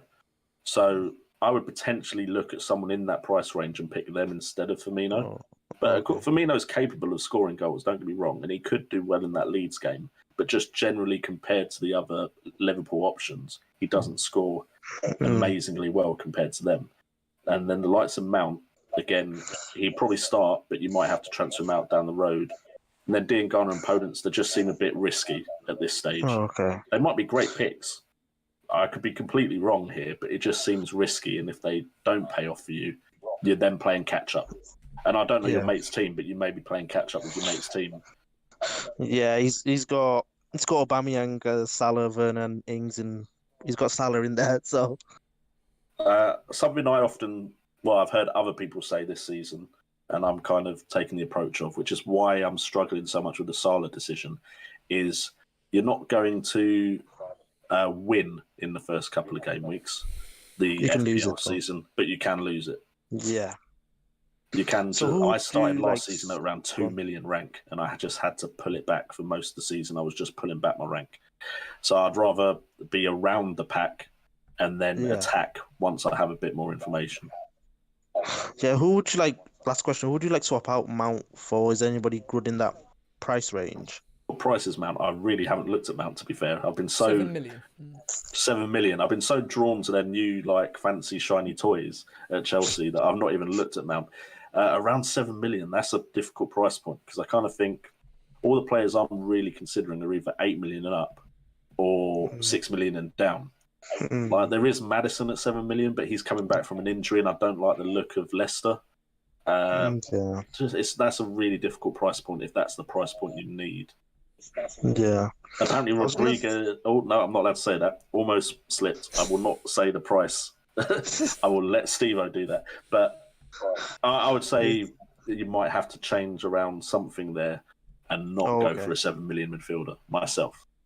Yeah, I was going to go with the Saint Maximin, but I don't know what his price range is. So because everyone's putting him in because of Callum Wilson and Ryan Fraser and signings they've made. So I think a lot of people are putting him in and then seeing if a better option comes up. Because to me, he seems like potentially, unless Saka starts, is definitely a starter. Saka and St. Maximin seem to me the most likely to get FPL points as far as 5.5 million midfielders go. And St. Maximin, you'd assume, is nailed on, whereas Saka's a bit of a worry at Arsenal. So I think that's why so many people are going St. Maximin, and then they can move on to a different player if someone presents himself at the same price range. All right. Yeah. Sal, thank you for the call. No problem. Thank you much for your time, mate. No, thank you. No worries, mate. No worries. Hope you beat your mate. Yeah. Yeah, I hope so. I hope so as well. It's like a head-to-head league, so he beat me quite a bit away. So I need to get that back now. Speak to the people in the Discord, Sal. It'll be all good. And as J&O was going to be revealing, and what I'm about to reveal now, it is. Mate, I'm going to have to go. My flat inspection has just started. Okay, so no worries. Thank you for having me on. J&O, you're a star. Cheers, mate. Cheers, Much dude. appreciated. There's J&O there. Much appreciated him coming on. Yeah, we have some price reveals here. It's as you'd probably expect. So there we have it. Callum Wilson is coming at 6.5. His teammate Ryan Fraser is coming at 6 million, and James Rodriguez 7.5. What do you think of that? Let's find out with a couple of callers, because that, I mean, it doesn't really tempt me about anything, but it doesn't change my thought process on anything whatsoever. But let's see if it's changed the minds of various other people. Let's find out if I can sort this. If I can sort this out.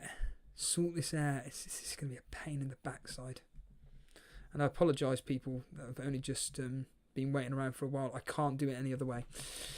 Tally Beaver. Hello, Tally. Hey, Beaver. Hello. Hello. You need to mute the stream, mate. Listen through Discord. Hello. How are you? All good, my friend. Yes, we've had some price reveals with Wilson, James, and Fraser. Does it inspire you to buy them, or just not an option whatsoever?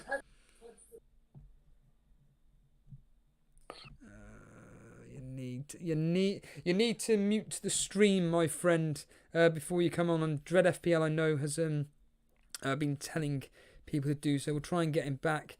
Let's bring on Resit30. Hello, Resit30. Stream, my friend. Hello, Steve. Hello, you just need to mute the stream. Hi, Steve. There we are. Hello, I'm detecting an accent. Are you from across the shores? I'm from Australia. We are indeed. Yes. We just had the news come through that Wilson, Fraser, James Rodriguez prices have come through. Tempt you at all? Yeah. Well, Wilson seems all right, doesn't he? 6.5. Callum Wilson. Why do you personally say that? Because last season he was like 8.5, wasn't he? And I think he was injured most of the season, though. When he did play, sometimes he did look in form. Sometimes he did he had a patch where I think first 6-7 weeks, didn't he get like an assist or a goal every game? I think it was and then he kind of went into a bad patch. He got injured. Yeah. So I think 6.5 is good. Newcastle has some good fixtures. Other than that, Ryan Fraser, I haven't seen him for a year practically, so I can't trust him yet. And Rodriguez, I'll probably wait and see. You're phoning all Callum Wilson's probably the most tempting. You're phoning all the way from Australia. How do you find out about the show? I spoke to you guys. I think a couple of days ago. The way I found out about the show was when you were ranting about Aguero. Right. You're the right. I see. Right. Yeah. That's so I was on YouTube and I saw you ranting about Aguero, and it cracked me up heaps. And I'm like, all right, I'm gonna follow these guys. There'll be plenty of that this season. Are you excited? Are you excited for this season? Yeah, very excited because we're in stage 4 lockdown here in Melbourne. And so practically the only entertaining thing here is FPL stuck at home. Wow, that's crazy. What's it like for you in this period of time at the moment? Does it affect you at all? Or are you not really bothered with it? It does, because stage 4 practically we have curfew here. So after 8 p.m, we can't go out at all. So our normal life is practically, I play football as well, and our season got cancelled. So it's just, we're pretty much stuck at home, and FPL and Pro Clubs FIFA is the only entertaining thing for me at the moment. Speak to Jason about that. That goes over my head. But looking at your team here, it's it's different, but different in a good way. It's not like our previous caller Sal, who's got a lot of quote-unquote punts. Yours is looking solid. Ramsdale, Trent, Walker-Peters, Lascelles, Mitchell, Salah, Aubameyang, Mane, Armstrong, Werner, Mitrovic. Tell us the standout one being Mane and captain. Yeah. I think Mane is going to be a bit of a differential captaincy, and it could pay off. It's not a risky move having Mane as captain, and it's going to be a differential move. So I favour it because it's not risky and it's differential, and he's been practically the only standout in attacking sense for Liverpool in pre-season, kind of like trying to do something. Whereas Salah's been a bit off pace, so I kind of can maybe see game week 1 who's doing better, and then game week 2 get rid of them for Fernandes, one of the two, depending on who's playing better. That was my plan, and then game week 3 I was planning on getting rid of Aubameyang for De Bruyne. We've got three and a bit days left till that game week 1 deadline hits. Yeah. This team here, what's the likelihood of it staying the same? My only is Armstrong is the only one that I'm indecisive about. Steve-O, what do you reckon? Because why? There's I like to pass. I like to choose my players according to eye test. And Armstrong, I haven't really watched much of him, so I'm going by stats and by like what general popularity. I can see Armstrong and Saint Maxim at that price range. But someone who actually stands out to me, but I just need to get some courage to pick him, is Podence from Wolves. I've watched him towards the end of last season, and he was quite impressive in attacking. What do you reckon? 5.5 range out of the three: Podence, Armstrong, Saint Maximum, and also you can even put Saka there, can't you? Yeah. So to quote Booner, he thinks that, or actually not just Booner, but quite a few people, they believe that now with these transfers for Newcastle coming in, he thinks that ASM, as we'll call him as the acronym, he could be absolutely golden. He'll stand out. Yeah, he thinks he'll be golden. Armstrong playing in a very attacking Southampton team, did very well over the Project Restart. Saka, when I mentioned it earlier on, people were screaming, "No, you don't want Saka, he's useless, he's never going to play for Arsenal and stuff." But well, to be fair, I've heard from Arsenal fans he's a favourite of Arteta. He looked good in the Community Shield. Yes, he did, yeah. He looked good in that. Yeah, he did. He looked quite good. He started and that's a good shout out. Yeah, and he played for Arsenal at the end of the day. A very good team indeed. So yeah, I am. I was going to also ask you, Steve. You're a Burnley fan, aren't you? Yeah. Do you reckon Eric Peters will start? No. Or Taylor? You reckon Taylor's a bit almost certainly Taylor. The reason why he didn't play for us towards the end of the season was obviously due to because Eric Peters is a bit more attacking, so he would, if he started, I would have favoured him. Yeah. All right, then I'll stick with Taylor.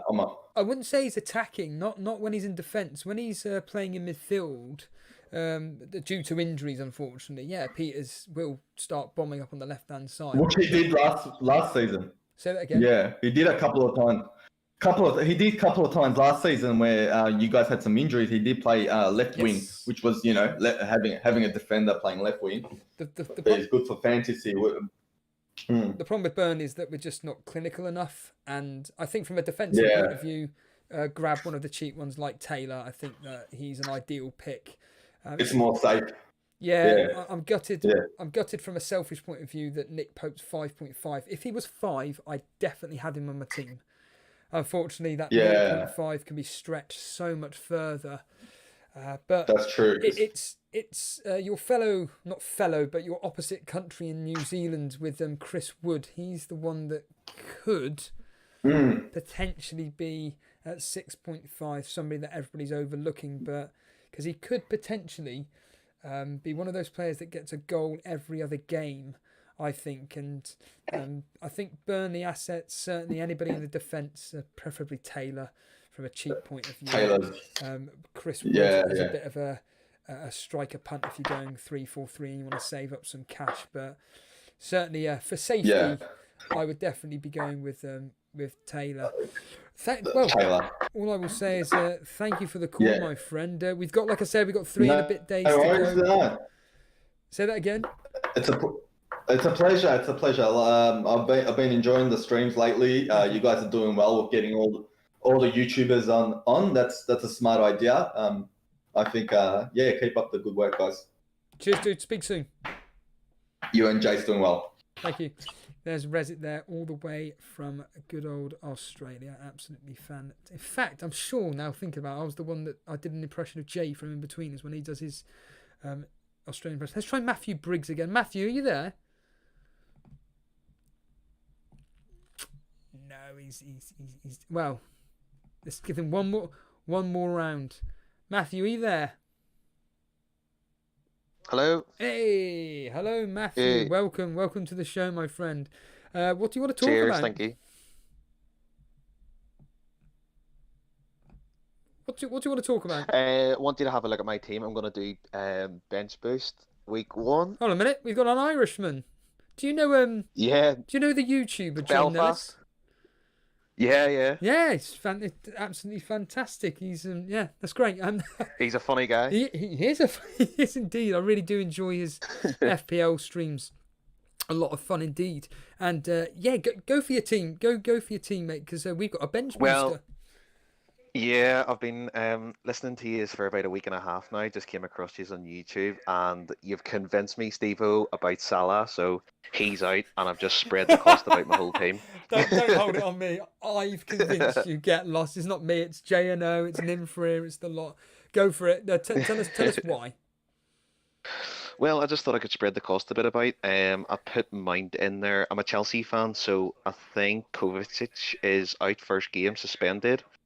Ziyech is a doubt, and Mount can play either centre attacking mid, or left or right, really. So I think he's going to play in behind with Havertz first game.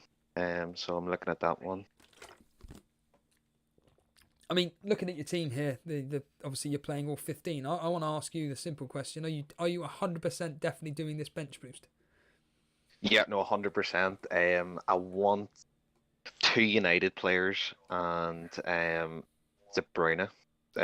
Is this game week so. 2 wildcard? Would this be? Yeah. I'll tell you what.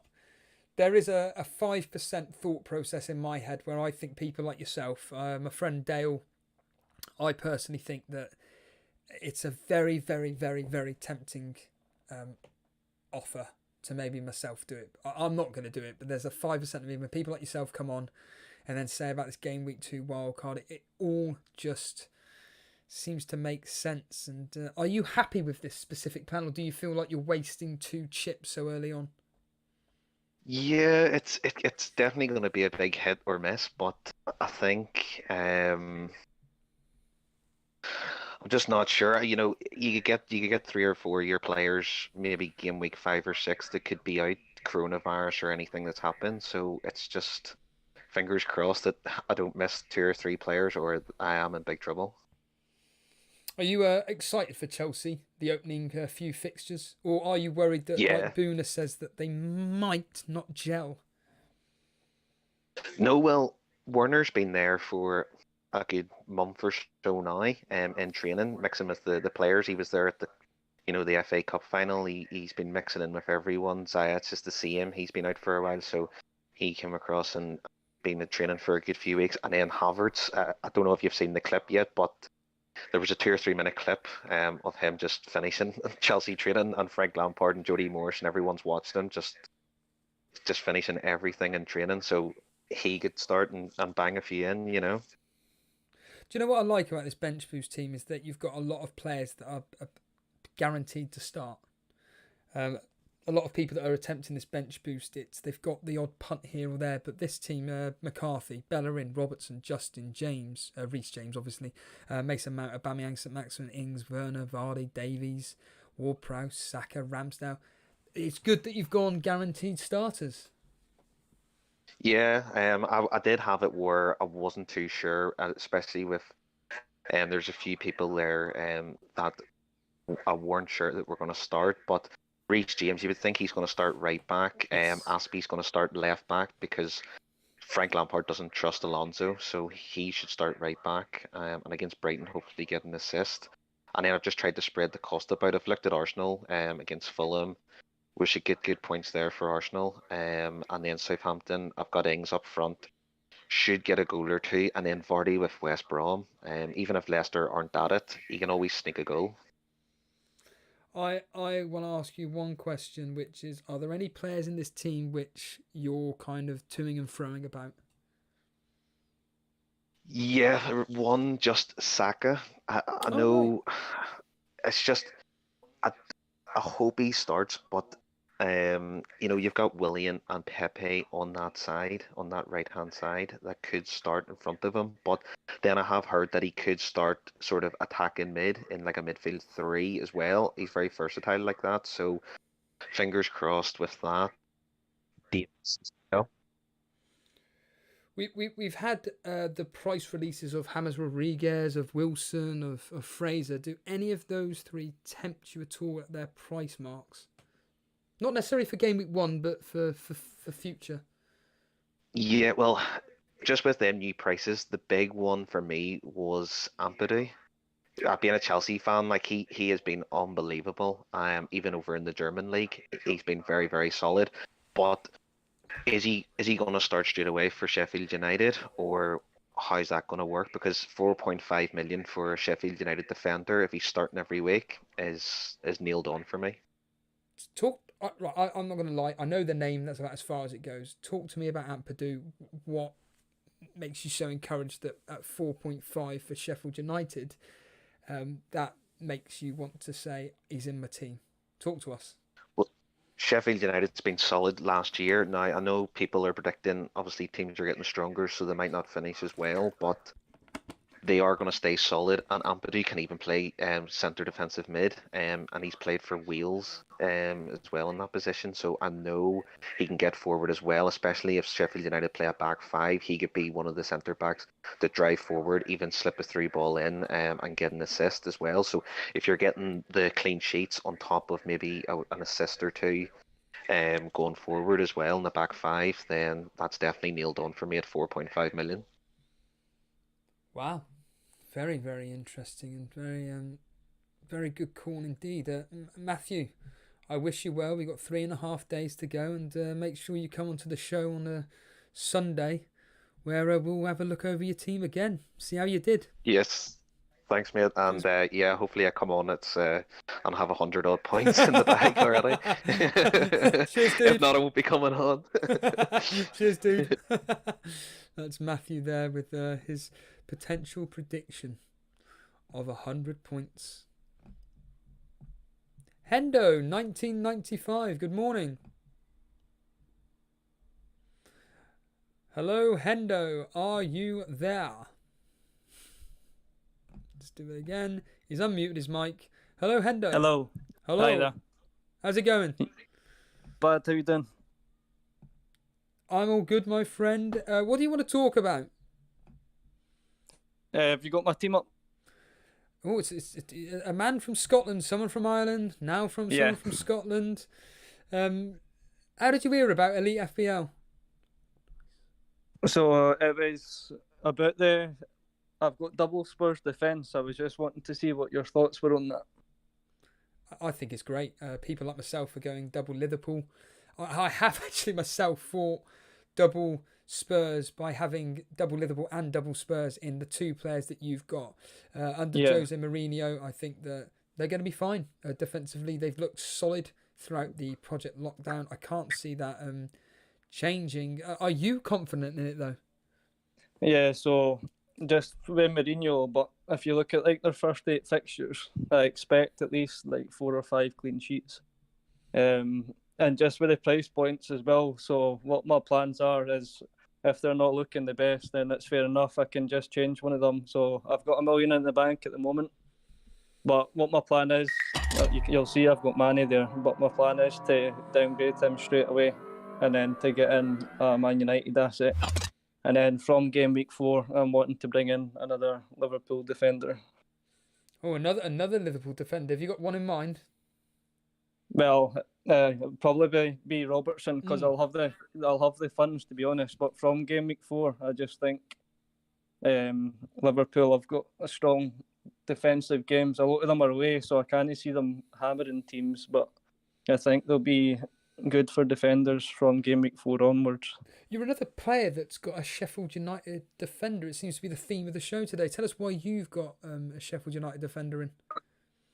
Well, again, it's their fixtures, so they were obviously solid, and until proven otherwise, like, I'm trusting that they'll stay like that.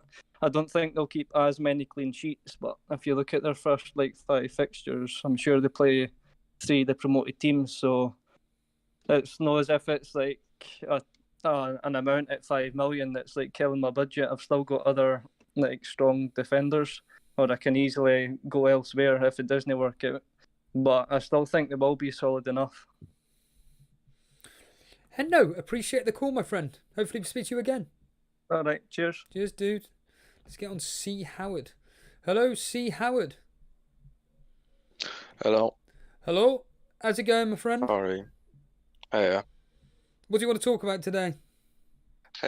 Basically, I have 2 Everton assets in my team, and I just basically want to know which one you think's the best between James Rodriguez and Luca Digne. Oh, Digne, for the fact that he's a Premier League experienced player. I think that. Are you adamant on having 2 Everton players or 1 Everton player? For the first week, I think I'm going to try and get 1 because I'm going to use the wild card in the second week. Oh, so this is going to be a game week 1 team, is it? Yeah. And you're going to go with it. The news on the grapevine is that Rodriguez may not start for Everton. Ancelotti has been wanting to play with a team that looks like it's going to be starting with game week 1 because, from my basic understanding, is that the fact that the reason why they got off to such a bad start last season because none of the players really gelled together, whereas this season he's wanting to really get them working with each other and then hopefully be able to fit in James, Alan, Decore, etc. into the team. Not that they haven't got the quality to be able to just slot in, but I just think that Ancelotti wants to kick off really, really well. But Digne, I don't see his name much in many drafts whatsoever. You're that confident in Everton, not just their defence, but even from his assist potential that he could do quite well for you. Yeah, I'm confident that even when he doesn't keep a clean sheet, usually get me assists. So I'm pretty confident anyway. And then also, yeah, I was looking at getting Callum Wilson in for Danny Ings and then upgrading somewhere else. You think the 6.5 is very tempting for you to be able to want to bring him in? Yeah. And why then upgrade are you so Pereira. confident in that? I think he's the player Newcastle need. I think he's going to get them 10 to 15 goals this season. Oh, and hopefully, with maximum. Hopefully we'll start with a bang. See, Howard, really appreciate you coming on. Cheers, dude. Let's bring on Bilal. Hello, Bilal. It was the first time you came on the other day, I think it was, and now you're coming on again. Good morning, Bilal. Morning, Steve-O. How's it going, mate?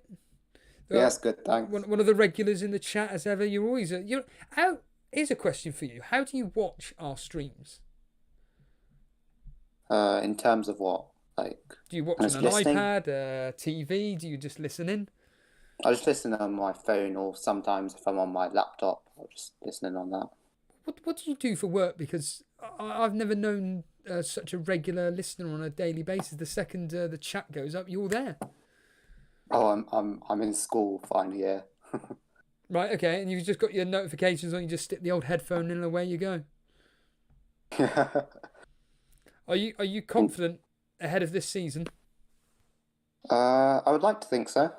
I mean, I've learned quite a few things from last season, despite doing well. I think I can take that into this season, despite all the unknown things, lots of new players. I think I can jump on, hopefully, the correct bandwagons and so on. What have you learned?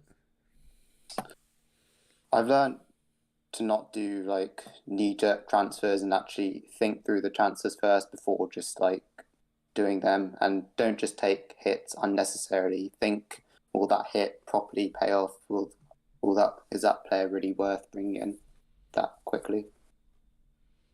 Yeah, absolutely. I've got your team up on screen. It's a 4-4-2. How likely are you to be going with this team? Probably like 95%, I would say. What's that 5%? I'd probably say Callum Wilson. I really like the price at 6.5. You're that confident in Newcastle? I mean, I might still just start with St. Maximin, but if he starts regularly, their fixtures until like almost halfway through the season are one of the best out of the whole league. So, I mean, if I freed up money somewhere, I could easily just upgrade Mitrovic if he was not doing well to Callum Wilson, and then we'd see where it goes from there. So you're going, 3-4-3 by game week 2? Because obviously you've got Fernandes and Martial on the bench. Yeah, and I'll just bench Suchek every week. Blimey, it's the first team that I've seen with 2 premium players on the bench, and yet you've still got a really, really solid team for game week 1. It's and very even impressive. even if Suchek doesn't play, I can still play Lascelles. Because playing him at West Ham is not exactly the worst fixture. No, it's not. No, are you confident that it will start though? Yeah, I'd expect so. I mean, even if he doesn't, you've got Lascelles that could probably come off the bench. We've had a lot of talk about maybe potentially Werner. You know, is he really a must own? I mean, admittedly, Boona kind of put a potential thought process in my head about, should we start him, should we not? He may not be able to gel with the team. You're 100% certain with Werner to kick on? I mean, yeah, he's been doing well in pre-season. I watched a bit of him in the Champions League last season. I watched one or two games in the Bundesliga, and he looked really good. It was the focal point, and with all the players that they signed, I mean, fine, it might take a few weeks for them to gel, but even with the players that might start game week 1, Mount and Hudson-Odoi, they can still easily supply him with goals. Oh, absolutely, absolutely. Are you looking forward to Saturday? Yeah, definitely. It'll be great fun. It's going to be. You're going to be in the Discord that day. Yeah, for sure. Yeah, it's going to be absolutely mad. Bilal, thank you. Thank you very much. Keep up all the good work. Cheers, dude. There's Bilal, and let's bring on Abash. I can now finally bring him on. I couldn't do it earlier on. Abash, welcome. Hello, Abash. You just need to unmute. It's the usual line, isn't it? Unmute the mic, and away we go. We can have a coherent conversation, talk all things fantasy football. Hello. Hello. Hello. Hello. Hello. Hello. Yeah. What do you want to talk about? Yeah. How are you doing? Yeah. So I'm you very got well, my very team, hot. I think. Yeah, go for it. Yeah. So basically, I came up with it today because of mainly James Rodriguez and Calvert-Lewin came to my thoughts, and I had to change it up. Basically, I had Trent and Doherty up there to make some changes. One downside was I had Bamford instead of Calvert-Lewin, which isn't the greatest option. So yeah, I've gone for Dyer instead of Doherty, and Robertson instead of Trent to make way for Calvert-Lewin. So what are your thoughts? I think it's brilliant. I love the team. Will it be? What will this team turn into? A 4-4-2? Yeah. So basically, Martial's on the bench. I have Taylor. So I'm well prepared for the next week too, and I think it's a pretty solid team for this week too. I can't go without Salah. You haven't managed to convince me in that aspect, because I see Salah as basically a placeholder. Yes. So he can easily go to Bruno next. So might as well take that. So this, just to clarify, he is Salah after. Yeah. This James Rodriguez move has made you very confident in choosing Everton players. Yeah, all the signings though. Yeah, they bought Dokore too today. They bought Allen. Allen is a pretty good player, pretty good central midfielder, and they bought Dokore. So they have that creativity right now, and they have Ancelotti too. So I think they might be the dark horse this season. And although DCL hasn't been a great player for me, I had him after lockdown. Didn't score. I think he didn't score at all. Yeah, after I had him, but still, I'm willing to take this. I'm assuming your plan is to be doing a 3-4-3 formation from game week 2 onwards. And I'm assuming you'd be swapping in and out certain players with better fixtures, maybe like Adams to maximum, whatever. Yeah, Adams. I think Adams stay for now in my team. I'm only player I'm not too sure about is Armstrong. I had Saka in, but Saka is not that nailed, so that's why I called to. Yeah, so Adams is probably going to, and more of the changes I think are going to in the midfield, and Tierney is just there for. So my thoughts are I'm going to be playing the wild card in like 4 or 5 matches because of the summer close by then, and there's going. So I'm looking at that window to play my wild card. So till then, and that's why I don't have any Chelsea assets. Didn't watch the first two aren't that great. Brighton away and Liverpool. I know people can get their assets; they might do well, but wait and watch Chelsea. You're breaking up there, Abash. I'll just chat about your team while you're there. It sounds like, I mean, if you can hear me, like I said, you were breaking up every other word. I think that it's funny because when people come on this show like now and they talk about their teams and everything, their various ideas they are planning on doing, I look at this and I think this guy has got it. This is what I would classify as almost the perfect plan. I think that Abash here has pretty much nailed it. I cannot argue with any, not that I would anyway, but any of the thought processes here. We've got every player in the team is guaranteed to start. You've then got for the following game week to bring in Martial, Calvert-Lewin. He can then, as he stated, just swap in and out certain players depending on their fixtures and everything. And I think based on this, you have got an absolutely stunning plan, and I genuinely would love to see game week 1 team how it gets on, and maybe by game week 4 how you've got on, because I think that is beautiful. What I'm going to do now is I've got some bad news and good news. The good news is I'm going to continue till 1 o'clock.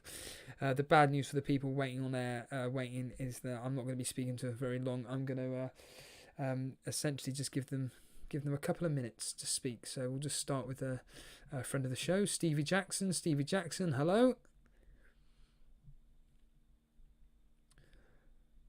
Hello, Stevie, are you there? Yes, there it is. Afternoon, pal. Yeah, how are you doing? All very good. What do you want to talk about? It's just to know how everyone's holding the players who've been like Martials and all international players like Man U, Man City. Say that again. You're very. It's almost like I use the usual line. It's like you got a pillow over your mouth. Do you want to say it again? Can you hear me now? I can hear you a bit clearer. Yeah. What it is it's just obviously everyone's holding like Martial and all international players. And I think it's a bit of a risk with Corona going around, and obviously Mbappe has just had to isolate, so no doubt Martial will probably have to isolate. It just could be wasting a spot. Yeah, it's wasting a spot, isn't it? I don't know. Abash, that was just on 2 seconds ago. I think he's got the ideal plan. I think that to cover those potential issues of this whole pandemic issue that's going round and stuff, as it stands right now, he's got a 4-5-1 formation.